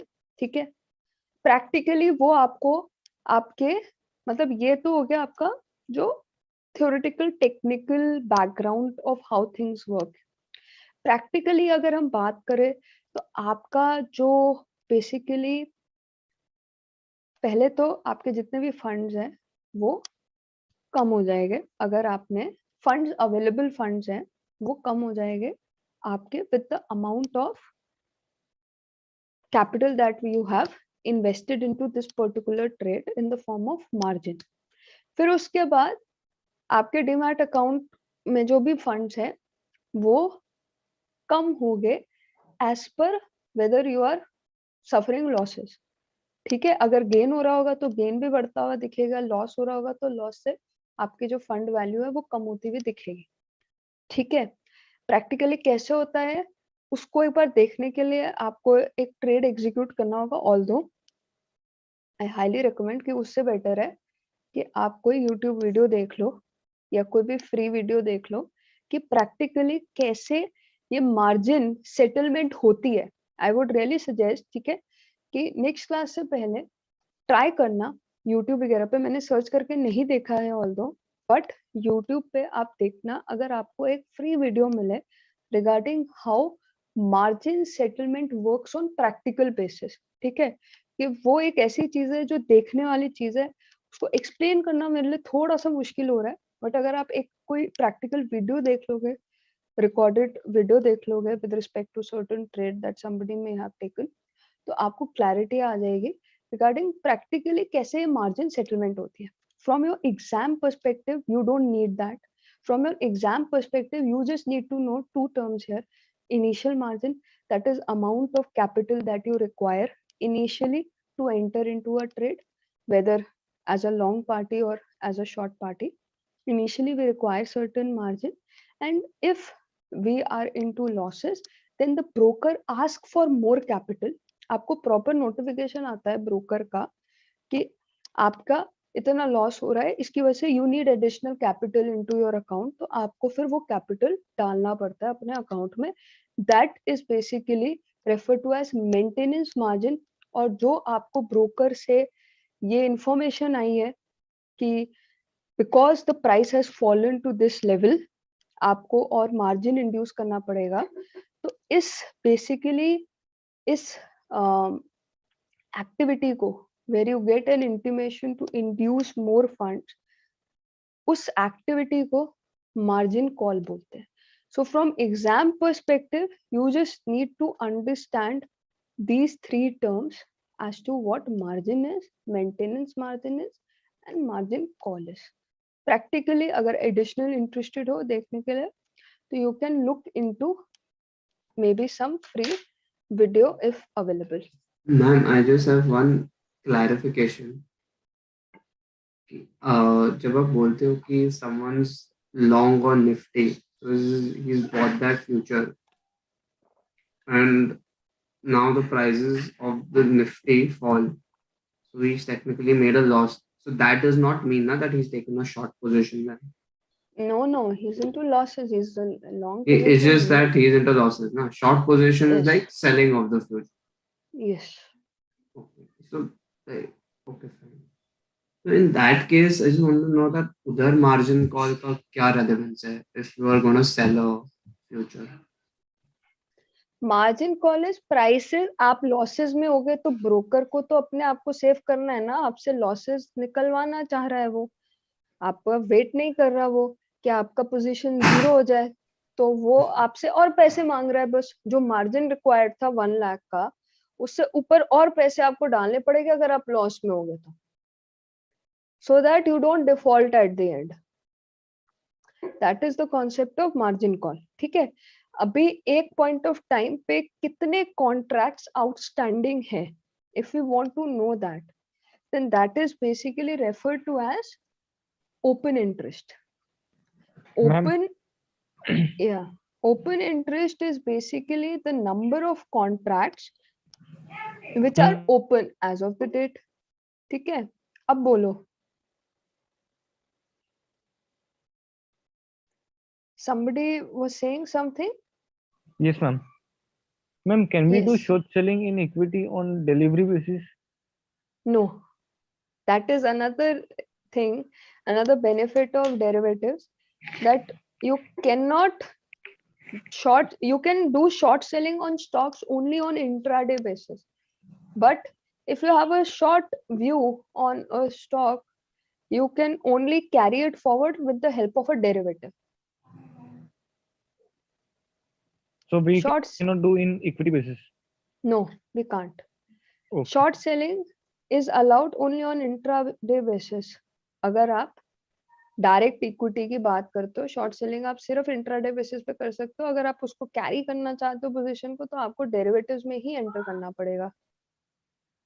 Okay ma'am. Right, okay. So open interest is another term that you should know, ठीक है। Now let's move forward. So this was about future contracts. So they are similar to forwards, just the difference is that these are exchange traded, therefore standardized, regulated, much more safe as far as default risk is concerned. And in order to protect the parties, there is this concept of having margin, then maintenance margin. And in case the maintenance margin falls short of a certain limit, the broker asks for more funds, which is referred to as margin call. So ये सब features होने की वजह से default chances आपके बहुत ज्यादा कम हो जाते हैं, ठीक है।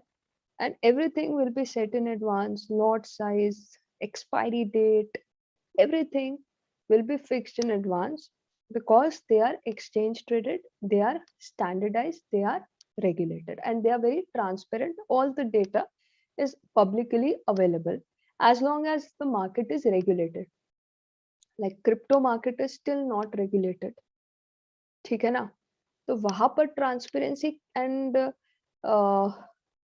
transparency can be an issue there. But as far as the stock market and everything is concerned, those are much more regulated. We have a proper system in place now, right? Everything is on dematerialized format. SEBI is there, so things are much more regulated and recognized as of now. Okay, so after the future contracts, next that we are supposed to talk about is swaps, and then last would be options, the most interesting one. Okay, so I hope futures forwards are clear. Now let's talk about swaps.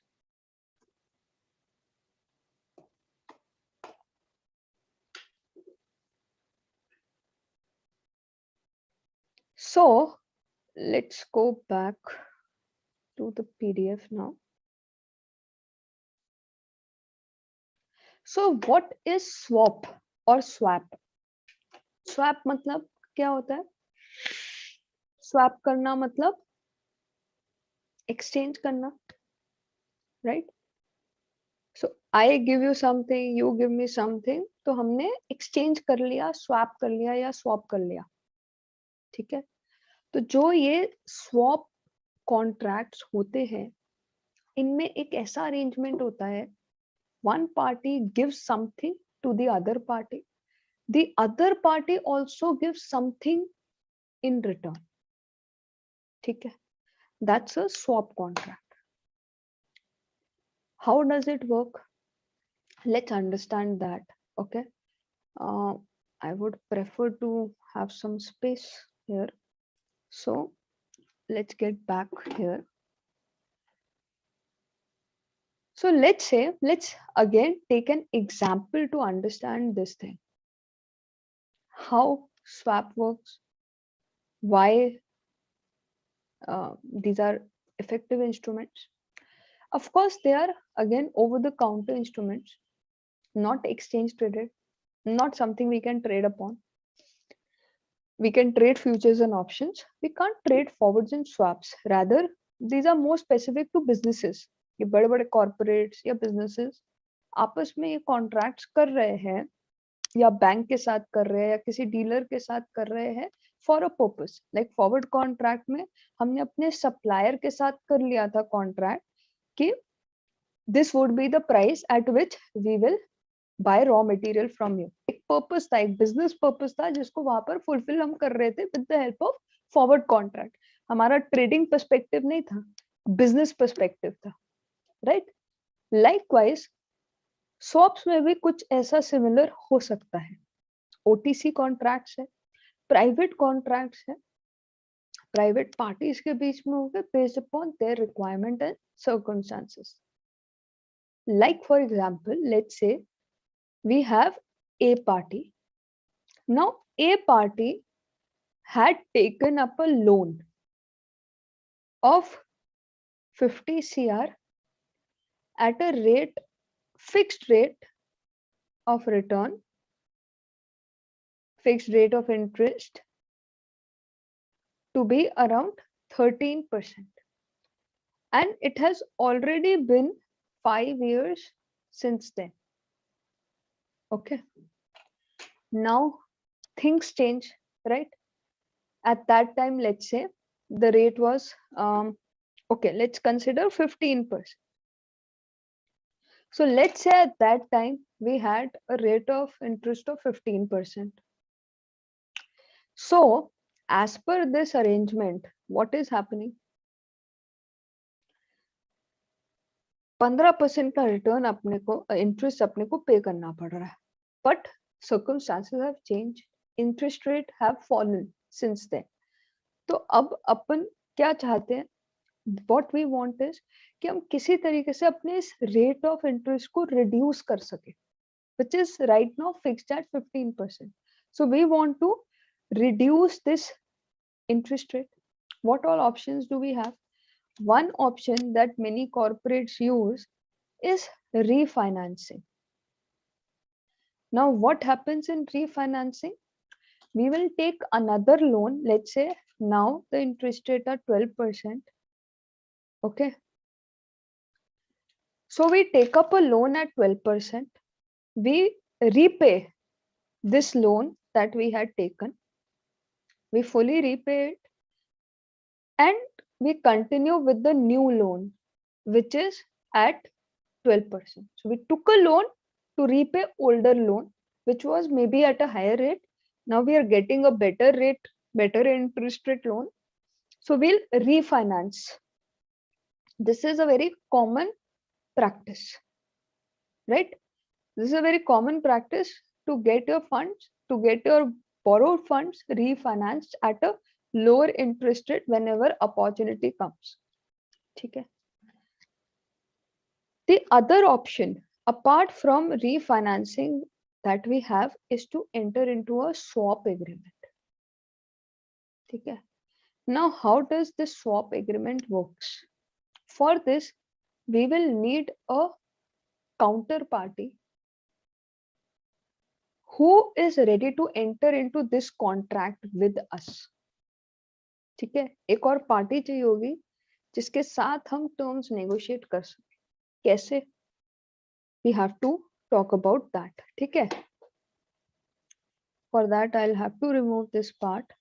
अच्छा, before I talk about that thing, please give me a moment here. ठीक है. Will just give me one minute here, and then I'll talk about how swap contracts work. Okay. Okay. So how do we construct these swap agreements that can be beneficial to us in such a situation? Okay. For that, we will have to find a counterparty first of all who is ready to enter into a swap agreement with us. Now let's say we are of the view that we had a fixed rate agreement, right? Fixed rate loan we had where the rate was fixed at 15%. And now we are of the view that the interest rates are falling. So now we have the view that interest rates are falling and they will keep falling. For the upcoming few years, the interest rates should keep falling. So अभी अपन क्या चाहते हैं? We want not to fix a rate at some X percentage, rather have a floating rate loan. What is floating rate? A rate that keeps floating based upon a certain benchmark. So it's a variable rate loan. Opposite of fixed rate would be variable rate. Variable rate means that the rate that is going to vary with time. So generally the floating rate loan, something that is defined as per a benchmark. Like, for example, LIBOR. LIBOR stands for, any idea, anybody? From UK benchmark, Sorry? right? Your voice wasn't clear. Can you repeat? I'm not very sure. I think some UK benchmark. Some London interbank something. I don't Yeah. remember the exact one. Right. It's basically London interbank offer rate. So the full form is London interbank offer rate. Now we need to understand what is interbank first of all, and then secondly, what is offer rate. So interbank means between banks. Offer means at a rate which we are offering. Okay. So basically what happens is that in every country, we have an between bank system to borrow funds from each other on short-term basis. Okay. So if some bank needs some fund, it can borrow from another bank at the interbank offer rate that is going around, that is of an overnight loan. Like आपको 1 day के लिए short term के लिए दूसरे bank से बोरो करने हैं funds, तो जिस रेट पे आप बोरो करोगे that is going to be interbank offer rate. हर कंट्री की अपनी एक इंटरबैंक ऑफर रेट रहती है. इंडिया के भी है, Mumbai interbank offer rate is there. ठीक है. We have KIBOR also, Karachi interbank offer rate for Pakistan. तो हर कंट्री की अपनी स्पेसिफिक इंटरबैंक ऑफर रेट होती है. One interbank offer rate is London interbank offer rate, LIBOR. Now this is considered to be one of the benchmarks of interest rates at the world level. Her country की अपनी है. World level पे अगर हम एक benchmark की बात करें तो LIBOR is considered to be one of the benchmarks of interest rate. Many a times wherever we have floating rates with respect to investments or loans, etc., there we tend to take help of a benchmark to define our returns, right? So in this example, we want to link our interest cost to, let's say, for example, any interbank offer rate that our country follows. One generic, common, most accepted, recognized at the world level interbank offer rate would be LIBOR. Okay. So let's say we want, since we are expecting overall interest rates and the LIBOR, because everything is linked. Okay. So we are expecting our interest rate, our LIBOR rate to fall down in the future. This is our expectation. And right now we have a loan with a fixed rate of interest of 15%, with an expectation that the future interest rates or LIBOR are going to fall in the future. We want to link our interest cost to this reference rate, that is LIBOR. Now we have two options how we can do this. One option would be to refinance, right? One option would be to refinance, that is to borrow funds. If we are getting a loan, let's say from another bank at a floating rate, it's a floating rate loan. If we are able to get a floating rate from another bank, we will borrow, we'll pay this loan off, we'll be through with this obligation. A new obligation will be there from now onwards that will carry a floating rate to it. That is one option which is available to us. The other option is, if we can find another dealer or financial institution or bank that is another party who has the opposite view. ठीक है, who has the opposite view. तो वहां क्या होगा, we are a party, we are supposed to pay to the bank principal of whatever we borrowed plus 15% fixed rate. Now we found another party, C party, who may be a bank, dealer, financial institution, anybody, who is ready to enter into a swap contract with us where A party will be paying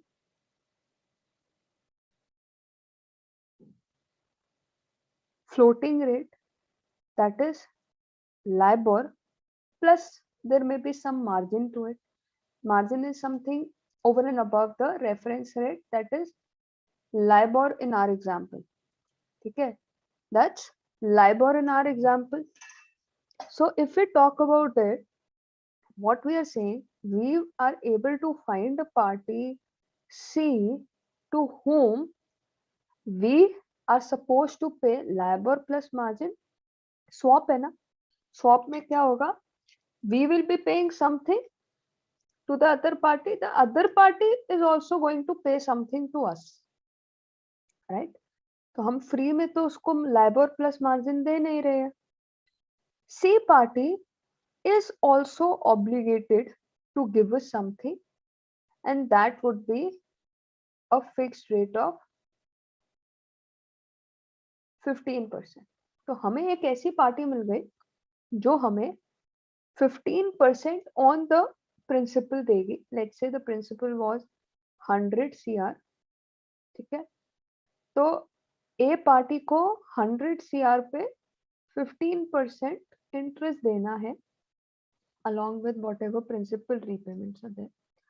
Now we have found another party, C party, जिसके साथ हमने ये swap contract कर लिया है, in which we will be paying LIBOR plus margin and the other party will be paying 15%. Now we both will be having opposite views. हमारा view क्या होगा कि जो LIBOR plus margin है वो decrease करेगा over time and it is going to be less than 15%. ठीक है, let's say our view turns out to be correct. So in the future the LIBOR falls and the LIBOR is currently at 12%. So we will be paying 12% on 100 CR to C party. C party will be paying 15% on 100 CR to A party. A party will use this payment that A party is receiving from C party to pay to the bank. These payments get nullified and effectively what are we paying? We are just left with LIBOR plus margin that we are paying to the C party, which is going to be around 12%. ठीक है, अभी क्या होगा, LIBOR is a fluctuating rate, it will change from time to time. Sometimes ऐसा भी हो सकता है that the LIBOR has gone up a lot due to some fluctuation, due to some reason. ठीक है, ऐसा भी हो सकता है that it may go down. So it is going to fluctuate with time. So there can be times where A party is winning, there can be times C party is winning. Overall, the person's view, they both have opposite view, right? So again, one party's gain will result in the other party's loss, just like it was happening in case of futures and forwards, right? So swaps is clear, everyone? Ma'am, doubt. Any doubts? Yes. Yeah, ma'am. So the principal amount, like since A is borrowing from bank and A is also lending the principal to C, so the principal remains with the C, like with C, right? No, we are not exchanging the principal. But so ma'am, why the C is paying the fixed rate on the principal amount? Because C is of the view that the interest rates are going to increase. Okay, So so if this is the just this is just for the interest like interest rate yes, contract, yes. not regarding the principal. No. Principal remains with A. Yes. Okay, got it. Man, but like I'm not understanding if this if C does not have any loan made, and in what sense, even if he has a view that the interest rate will increase, why will he like still be willing to For the spend in these differential, manner? आपका अगर interest rate बढ़ जाता है and the LIBOR interest rate plus margin comes out to be 18%. So you will be receiving, as C party, you will be receiving 18% and you will be giving 15% on net basis. You made 3%. So if the interest rate goes up, C party is going to gain, A party is going to lose. If the interest rate goes down, A party will be gaining, C party will be losing. So it's again a monetary settlement that we are looking at. ठीक है, किसका view अभी सही रहता है वो determine करेगा कि फ्यूचर में किसको गेन हो रहा है और किसको लॉस हो रहा है. ठीक है. Ma'am, one more doubt.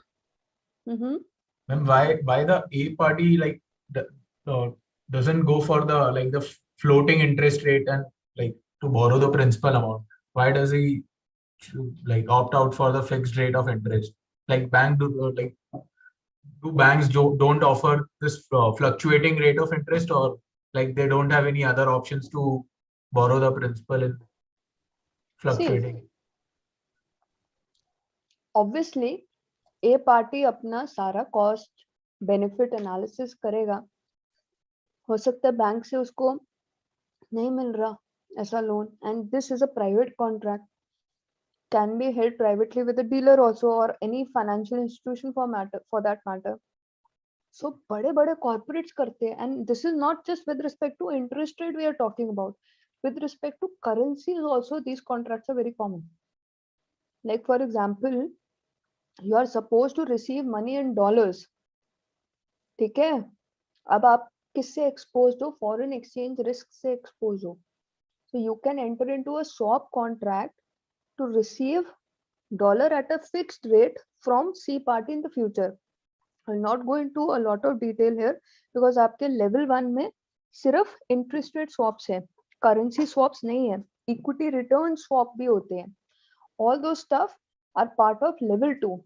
You just need to understand that these contracts are entered into with respect to big corporates. बड़े corporates इस तरीके से अपने funds को manage करते हैं, अपने जहां पर उनको एडवांटेज दिख रहा होता है, फायदे दिख रहे होते हैं, छोटे छोटे. आप समझो आपके लिए सिर्फ वो 3% का फायदा दिख रहा है, but we are talking about 3% on 100 CR, and if we talk about big corporates, this can be 1000 CR or something like that also. वो 3% भी काफी significant हो सकता है for the C party. So this is a proper business going around. ठीक है, and these can be of multiple types based upon किस चीज का swap हो रहा है. These are called as interest rate swaps. We have currency swaps and equity return swaps, which you will be reading about at level 2. ठीक है, अभी after swaps, let's come to our next topic, that is options. Okay, so if you want to make this diagram, you can make it because it is again an effective diagram to help you remember कि एक swap contract में क्या चलता है. So you can make this diagram in a notebook and please confirm once you've made it so that we can move forward with options. So now let's talk about options. अभी तक whatever contracts we studied, whether we talked about future contract, forward contract, swap contract, there was a forward commitment that was arising out of the contracts. That is, both the parties were obligated to respect the terms of the contract. Let's say you are the long party, so you have to purchase whatever asset we are talking about. If you are a short party, you have to sell whatever asset we are talking about. So in short, whatever is the terms and conditions of the contract, you were making a commitment at the time of entering into the contract. You were making a commitment to oblige the contract in the future.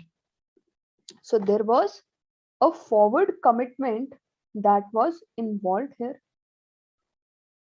But opposite to it can be a situation where we have an option. Okay. Opposite to it is a situation where we are not entering into a contract where a commitment is involved.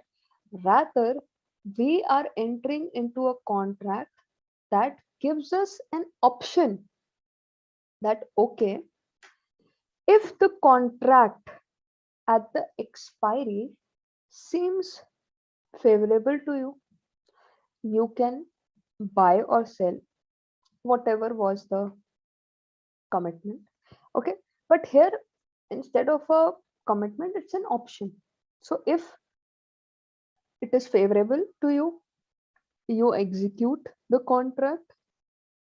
If it is unfavorable to you, you don't execute the contract. So here वहां क्या हो रहा था, अगर आप losing party हो तब भी आपको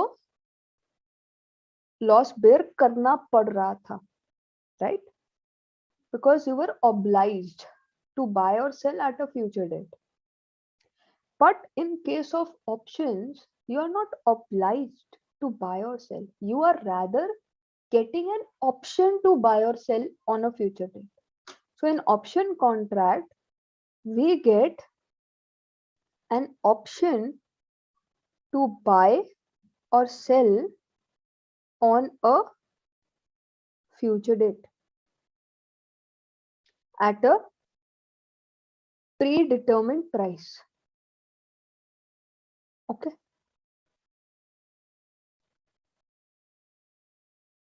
So price is fixed, future date is fixed.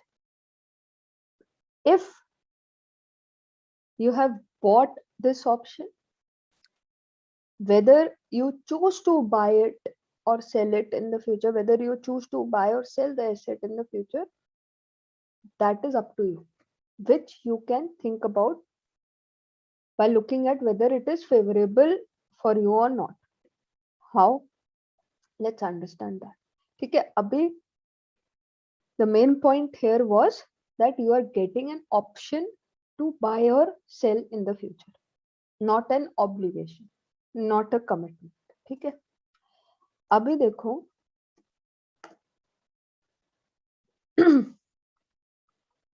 we have two levels. You have to think at two levels here. ठीक है, the first level is regarding the option, whether you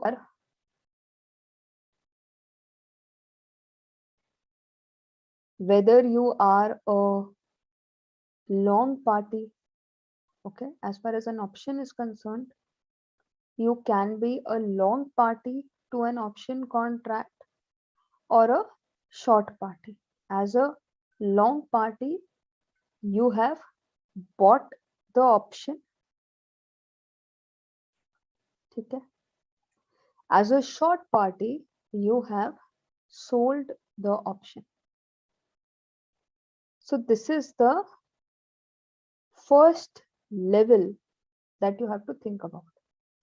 ठीक है, You can be a long party to an option contract. You can be a short party to an option contract. As a long party, you have bought the option. As a short party, you have sold the option.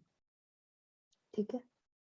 Long party to an option contract are referred to as option buyer. Short party to an option contract is referred to as an option seller or writer. ठीक है? Now, this is the first level, that whether we are an option buyer or an option seller. Now that option can be, now what is this option? ठीक है, हमने option buy किया है या हमने option को sell किया. That is one thing. The second layer that we have is to understand कि वो option किस चीज का था.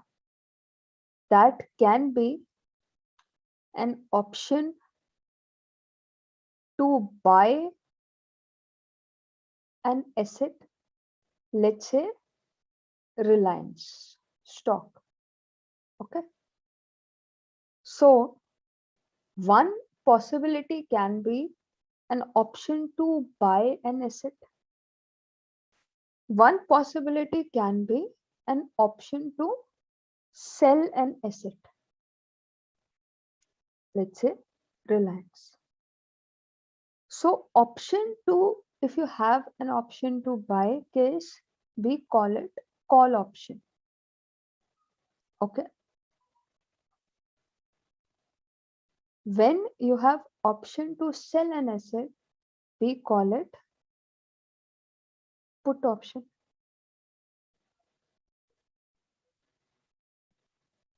ठीक है? So we can be a long party to a call option. That means we have bought an option to buy Reliance at a fixed price on a future date. Okay. If we are a long party to a put option, then we have bought an option to sell Reliance at a particular price on a future date. If we are a short party to a call option, we have sold the option to buy Reliance. That means we have sold the option. We don't have the option. The person to whom we have sold the option has the option to buy Reliance. We have sold it. As a short party to the put option, we have sold the option to sell Reliance at a particular price on a future date. Now, if the other party thinks that it is favorable for the other party to exercise, Ma'am, just a doubt. let me just complete the Okay, concept first, then you can ask your doubts all together, because उससे क्या होता है ना कि अपना एक flow बिगड़ जाता है. So you can remember all your doubts. एक बार मैं इस context को complete कर दूं, then you can ask your doubts together. So as a short party, you have sold the option to buy or sell an asset to somebody. So that somebody has an option. ठीक है? आपके पास as a short party कोई option नहीं है. आपने in fact option को sell किया. अब फ्री में तो आप सेल नहीं करोगे ना. सो कहने का मतलब ये है कि a short party of an option contract sells a call option or a put option to the long party of the contract. तो long party ने option खरीदा. वो option call option भी हो सकता है, put option भी हो सकता है.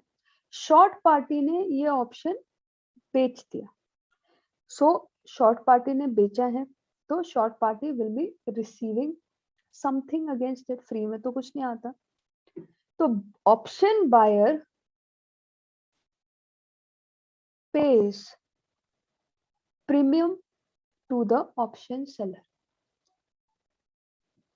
जो मनी, जो प्राइस एक ऑप्शन बायर पे करता है टू ऑप्शन सेलर, उस प्राइस को क्या बोला जाता है? प्रीमियम बोला जाता है। तो in short, the long party to an option pays premium to the short party of an option, क्योंकि बेनिफिट किसके पास है ऑप्शन का? लॉन्ग पार्टी के पास। लॉन्ग पार्टी के पास ऑप्शन है कि वो बाय या सेल कर सकता है। अगर कॉल ऑप्शन है तो लॉन्ग पार्टी के पास ऑप्शन टू बाय है। अगर पुट ऑप्शन है तो लॉन्ग पार्टी के पास ऑप्शन टू सेल है। अगर लॉन्ग पार्टी डिसाइड करती है एट एक्सपायरी कि मेरे को इसको एक्सरसाइज करना है, तो शॉर्ट पार्टी के पास उस टाइम पे कोई ऑप्शन नहीं रहेगा। शॉर्ट पार्टी को जो भी कॉन्ट्रैक्ट की टर्म्स है उसको अबाइड करना पड़ेगा। यानी कि what we can say here is that for a short party there is an obligation in the contract, but for a long party there is an option। ठीक है, long party is entering into this contract because long party is getting an option। तो favourable लगेगा तो exercise करेगा, नहीं तो lapse कर देगा। उसकी कॉस्ट हम बेयर कर रहे हैं बाय पेइंग प्रीमियम। तो अब आप बोलोगे कि शॉर्ट पार्टी क्यों इंटरेस्टेड है ऐसे कॉन्ट्रैक्ट में जहां पर दूसरी पार्टी के पास ऑप्शन आ रहा है, और अगर उसने एक्सरसाइज कर रहा, जो कि वो तभी करेगा जब उसे फायदा हो रहा होगा। हाँ, जब उसे फायदा हो रहा होगा, मुझे नुकसान हो रहा होगा, तब मेरे पास कोई ऑप्शन नहीं रहेगा, मुझे तो ऑब्लाइज करना पड़ेगा क्योंकि मैंने तो पहले ही उसको ऑप्शन दे दिया है, मेरे पास तो नहीं रहा। तो answer to that is short party is doing for this premium. और अगर शॉर्ट पार्टी का व्यू सही रहता है तो ऐसा चांस ही नहीं होगा कि लॉन्ग पार्टी उसको एक्सरसाइज करे। एग्जाम्पल से समझेंगे, ठीक है। पर्सपेक्टिव शॉर्ट पार्टी का बेसिकली इंटरेस्ट जो होता है इस पूरी अरेंजमेंट में, शॉर्ट पार्टी की मोटिवेशन होती है ये प्रीमियम, लॉन्ग पार्टी की मोटिवेशन होती है जो उसको ऑप्शन मिल रहा है वो, जिसके लिए वो कॉस्ट बेयर कर रहा है प्रीमियम का। ठीक है, that is the main arrangement which is happening as per this contract of options. ठीक है, अब भी बताओ डाउट्स क्या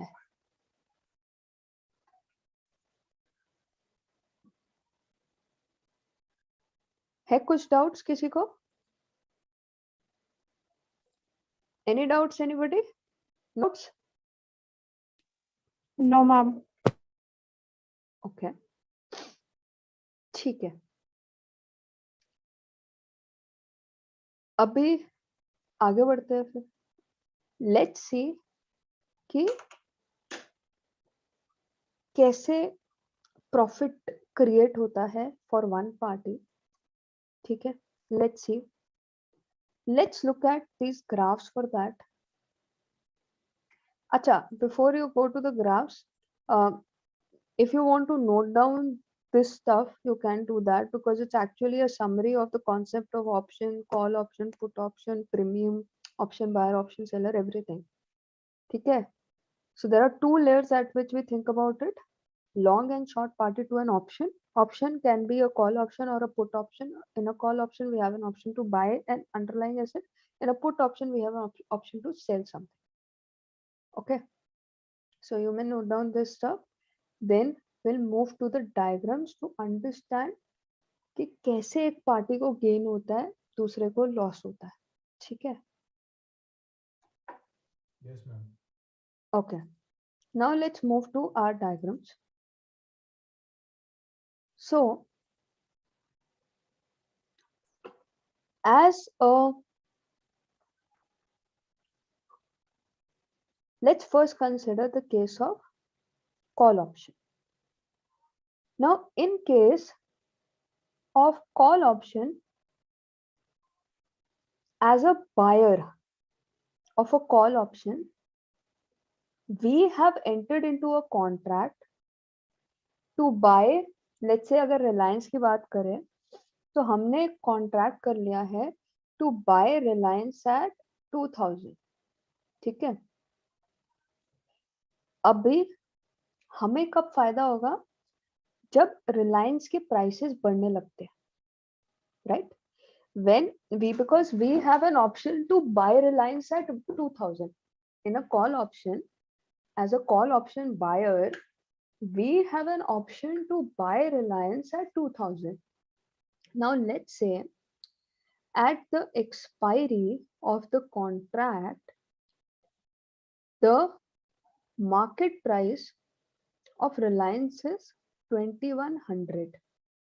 Now I, as an option buyer, has an option to buy Reliance at 2000 when the market price is 2100, right? I have an option. Should I choose this option or not? Should I choose this option to buy Reliance at 2000 when the market price is 2100? Yes, ma'am. Yes, absolutely. Because I am getting a cheaper price. So it is beneficial to me, right? So I will choose this option. Okay, I chose this option, and when I chose this option, the seller does not have any option because उन्होंने तो option sell कर दिया ना मुझे, मैंने उसके लिए उनको प्रीमियम भी पे किया. ठीक है, तो मेरे पास ऑप्शन है, मैं एक्सरसाइज करूंगी as long as the price is above 2000. It makes sense for me to exercise it, right? Of course, let's consider the premium effect also.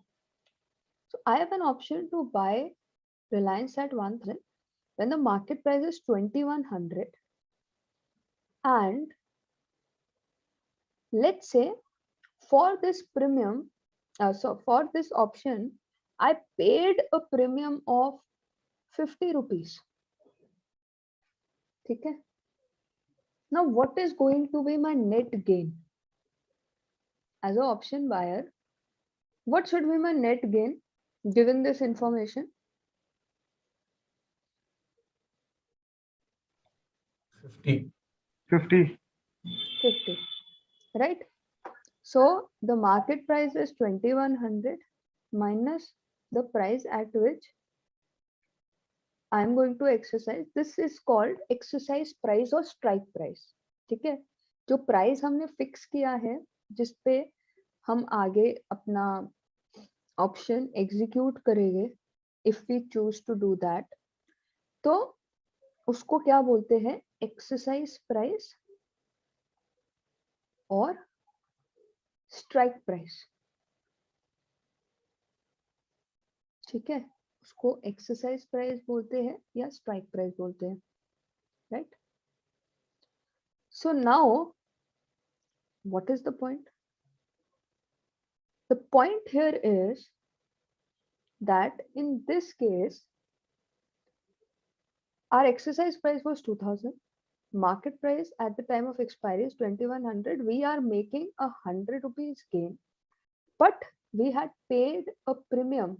So we can say that this 100 is like our gross profit, from which we have paid the premium of 50.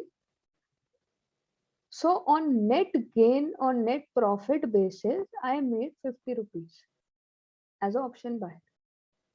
ठीक है? So I hope how we calculate net profit for an option buyer, it is clear. जो भी आपको gain हो रहा है based upon the market price of the stock and the exercise price, उन दोनों के डिफरेंस के बेसिस पे जो भी आपको गेन हो रहा है minus the premium will give you the net profit as a option buyer. ठीक है. So can we say as a call option buyer, जितना प्राइस बढ़ेगा उतना आपको फायदा होने वाला है. Can we say that? Yes. Yes, ma'am. Yes. Okay. So as a option buyer, prices going up are favorable to you. ठीक है. तो आपकी आप देखो ना, अब एक और सिचुएशन लेते हैं. Let's say in this case your market price at expiry is 1900 as a long party to call option. Do you have an option? Yes, you have an option to buy at 2000, the market price of which is 1900. Will you choose to exercise this option? Market price 1900 है, आपको इस contract में option मिल रहा था 2000 पे purchase करने का. क्या आप ऑप्शन को एक्सरसाइज करोगे? नहीं करोगे. No, Yeah. मार्केट प्राइस कम में मिल रहा है. Absolutely. So अगर प्राइसेस फॉल करती है तो आप ऑप्शन को एक्सरसाइज ही नहीं करोगे. अगर प्राइसेस बढ़ती है तो आप उस ऑप्शन को एक्सरसाइज करोगे, और जितनी प्राइसेस बढ़ेगी उतना ही आपका गेन भी बढ़ेगा. राइट. बट आप एक्सरसाइज नहीं करें, ठीक है, आपको इसमें कुछ लॉस नहीं हुआ, बट आप -50 पे तो स्टैंड करोगे ही करोगे ना. आपने फर्दर लॉस बचा लिया, लेकिन आपने उसके लिए प्रीमियम पे किया था. इस ऑप्शन को बाय करने के लिए आपने -50 किया था, 50 का प्रीमियम पे किया था ना. तो नेट प्रॉफिट आपका -50 होगा. ग्रॉस प्रॉफिट भले ही 0 हो जाए because you will not exercise, but net profit would be -50. That is the amount of premium that you had paid earlier to become the long party to the option contract. ठीक है. सो यहाँ पे वही दिया हुआ है.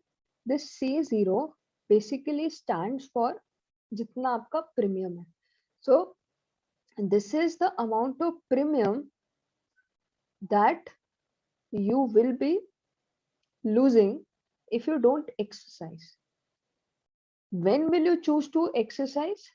जब आपकी जो स्टॉक प्राइस है, this is basically your stock price, this is your exercise price. ठीक है. This is your exercise price, this is your stock price. When your exercise price and stock price will be equal, क्या आप तब exercise करोगे?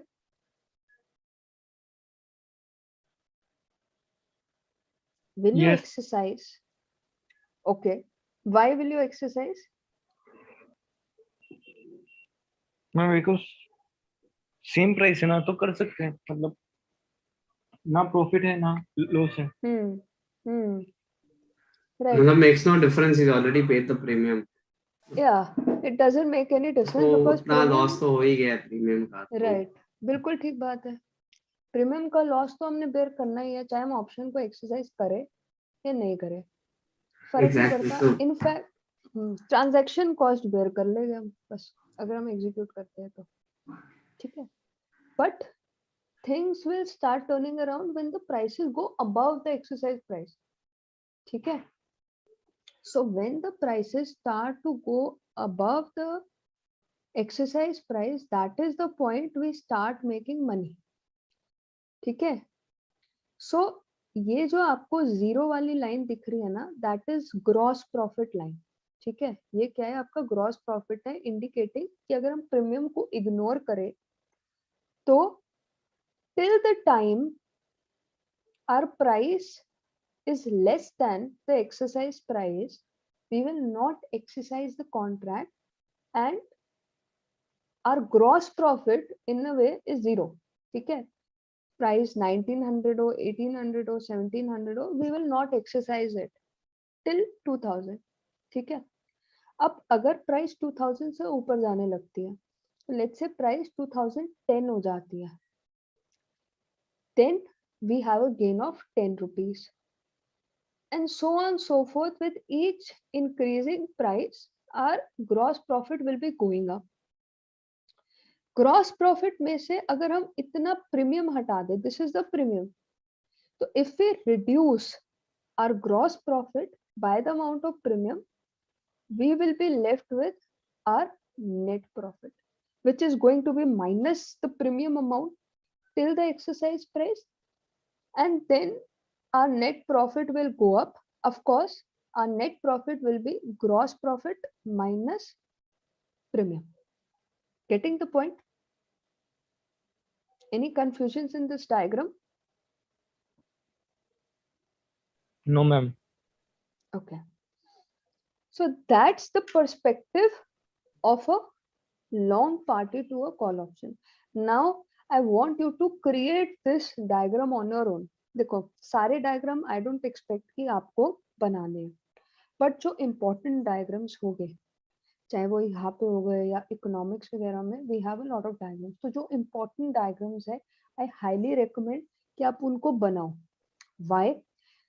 Exam में आपको diagram बनाने के लिए नहीं आएंगे, बट क्या होता है, डायग्रामेटिकली कई चीजें ना बहुत सिंप्लीफाई हो जाती है, बहुत क्लियर हो जाती है, एंड आप बहुत सारी थ्योरी अवॉइड कर सकते हो अगर आपको सिर्फ वो डायग्राम क्लियरली आपने अंडरस्टैंड किया और याद रखा है. तो उस पर्सपेक्टिव से आई हाईली रिकमेंड कि जो जो इम्पोर्टेंट डायग्राम्स हो गए, that I tell you as we progress, please make sure that you make them during the class and practise them afterward also. ठीक है, तो एक बार आप ये लॉन्ग पार्टी का डायग्राम बना लो, फिर हम शॉर्ट पार्टी पर्सपेक्टिव डिस्कस करेंगे, which I think would be the last point for today, and बाकी की चीजें we will of course continue on the next weekend. ठीक है, so पहले ये वाला डायग्राम बना लो, फिर हम शॉर्ट पार्टी पर्सपेक्टिव से बात करते हैं. ठीक है, तो prepared, let's talk about the short party perspective. Now as a short party, you have sold the option to somebody else, that is the long party. आपको क्या मिला है? प्रीमियम मिला है. ठीक है, And here when we Yes. talk about selling the selling the option, it is we are selling the call option, right? yes, We're not talking about put option right now. no, we are talking about selling a call option. Okay. So basically, what are we saying here? We have sold an option to buy, so other party has the option to buy. We have gained the premium upfront. ठीक है, तो अपना profit क्या है? अपना profit है premium, that we have got upfront. So we have this premium, as long as, remember, as long as the other party does not exercise the option, we are making money based upon premium. जब तक वो party exercise नहीं करती, तब तक हमारा premium हम on करा है, हमें कोई लॉस नहीं होगा. जैसे ही उस पार्टी ने चूज करा एक्सरसाइज करने का, हमें लॉस हो जाएगा. वो पार्टी कब करेगी? जब प्राइसेस बढ़ेगी. So as long as price is below this exercise price, this party will not exercise. It wasn't exercising. So in this zone where the long party has had a minus premium loss, the short party will have the positive premium profit. मतलब ये 50 rupees मिल गए अपने को, ठीक है. अगर दूसरी party option exercise ही नहीं करती तो हमें कुछ करना ही नहीं है उसके बाद. 50 रुपीज मिल गए, काम खत्म. So our maximum profit can be 50. Maximum loss of the long party can be 50, the premium. Maximum gain for the short party can also be the premium. अब अगर बाई चांस प्राइसेस बढ़ने लगेगी, अगर prices बढ़ने लग गई तो हमारे को लॉस होना शुरू हो जाएगा, जिससे आपको ये ग्राफ में दिख रहा है. तो this is our gross loss, this is our net loss. कि let's say for example prices 2100 हो गई थी, तो long party will choose to exercise, that is buy at 2000, because उसके पास ऑप्शन है, तो वो बाय करना चाहेगा 2000 पे. Whereas we don't have an option, we will have to sell it at 2000 something जिसकी वैल्यू 2100 है. तो अपने को लॉस हो गया 100 का, बट 50 रुपीज का प्रीमियम तो हमने बना ही लिया था, तो नेट बेसिस पे अपने को 50 का लॉस हो गया. So this is the gross loss plus the premium that we made resulting in net loss. तो this is the gross loss, थोड़ा प्रीमियम से अपने को शील्ड मिला, the remaining becomes our net loss. ठीक है. सो प्राइसेस ऊपर जितने मर्जी बढ़ सकते हैं. theoretically we can say the prices can go up to as much, there is no limit to it, right? Ma'am, Yeah. please finish. So in this, like, देखा जाए तो then seller of a short, like seller of a contract will have infinite loss, but buyer का तो loss भी वो है and gain infinite. Right. Yes. So theoretically we can say that the buyer has infinite limited amount of loss and infinite profit potential, whereas a short party has a infinite loss possibility and a limited gain. Gain तो सिर्फ premium हो सकता है, loss उतना होता जाएगा उसको जितना प्राइसेस बढ़ते जाएंगे, एंड प्राइसेस पे कोई कैपिंग तो है नहीं कि इतना ही बढ़ सकते हैं. ठीक है. सो ये डायग्राम आप फटाफट से बना लो, and then I just quickly summarize these few points that we have discussed. ठीक है. I'll write them down so that you can write them down. Okay. Meanwhile अगर किसी को कोई डाउट है तो आप पूछ सकते हो. बाकी इसके आगे पुट ऑप्शन के मैकेनिज्म एंड एवरीथिंग वो सब हम नेक्स्ट क्लास में कवर करेंगे. Right. Made the diagram.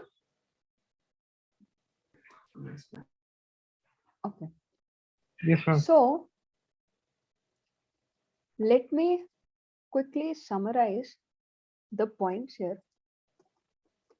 So we are talking in terms of call option, and from the call option perspective we are talking about the buyer or the long party and the seller or the short party. So as a buyer we have unlimited amount of profit potential and limited loss, which is going to be the amount of premium. As a seller or short party, we have limited amount of gain potential, that is the premium, and unlimited amount of loss potential. ठीक है. Our gross profit will be based upon the stock price, that is at the expiry, minus the exercise price. ठीक है. If the price is higher, of course, if price rise, then we will be gaining. and our gain will be equal to the stock price minus the exercise price.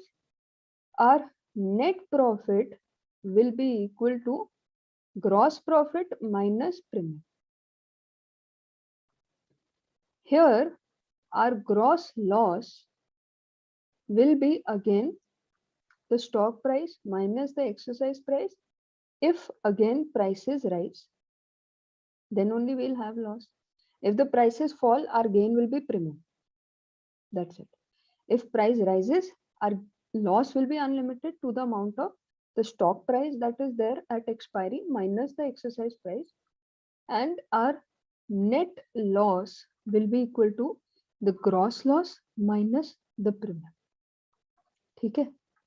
So these are important conclusive points with respect to a buyer and seller of a call option. ठीक है, बहुत सारी चीजें हैं, बहुत interesting चीजें हैं, but more on it we'll cover next weekend. ठीक है. Thank you, ma'am. I hope it is clear so far. Yes, ma'am. Yes, ma'am. Thank you, ma'am. Okay, great. Chalo. Thank you guys. See you next weekend then. Take care. Bye bye. Have a nice week ahead. Bye, ma'am. You too, ma'am. Bye Thank you. bye. Thank you, ma'am. Thank you, ma'am. Thank you. Bye bye.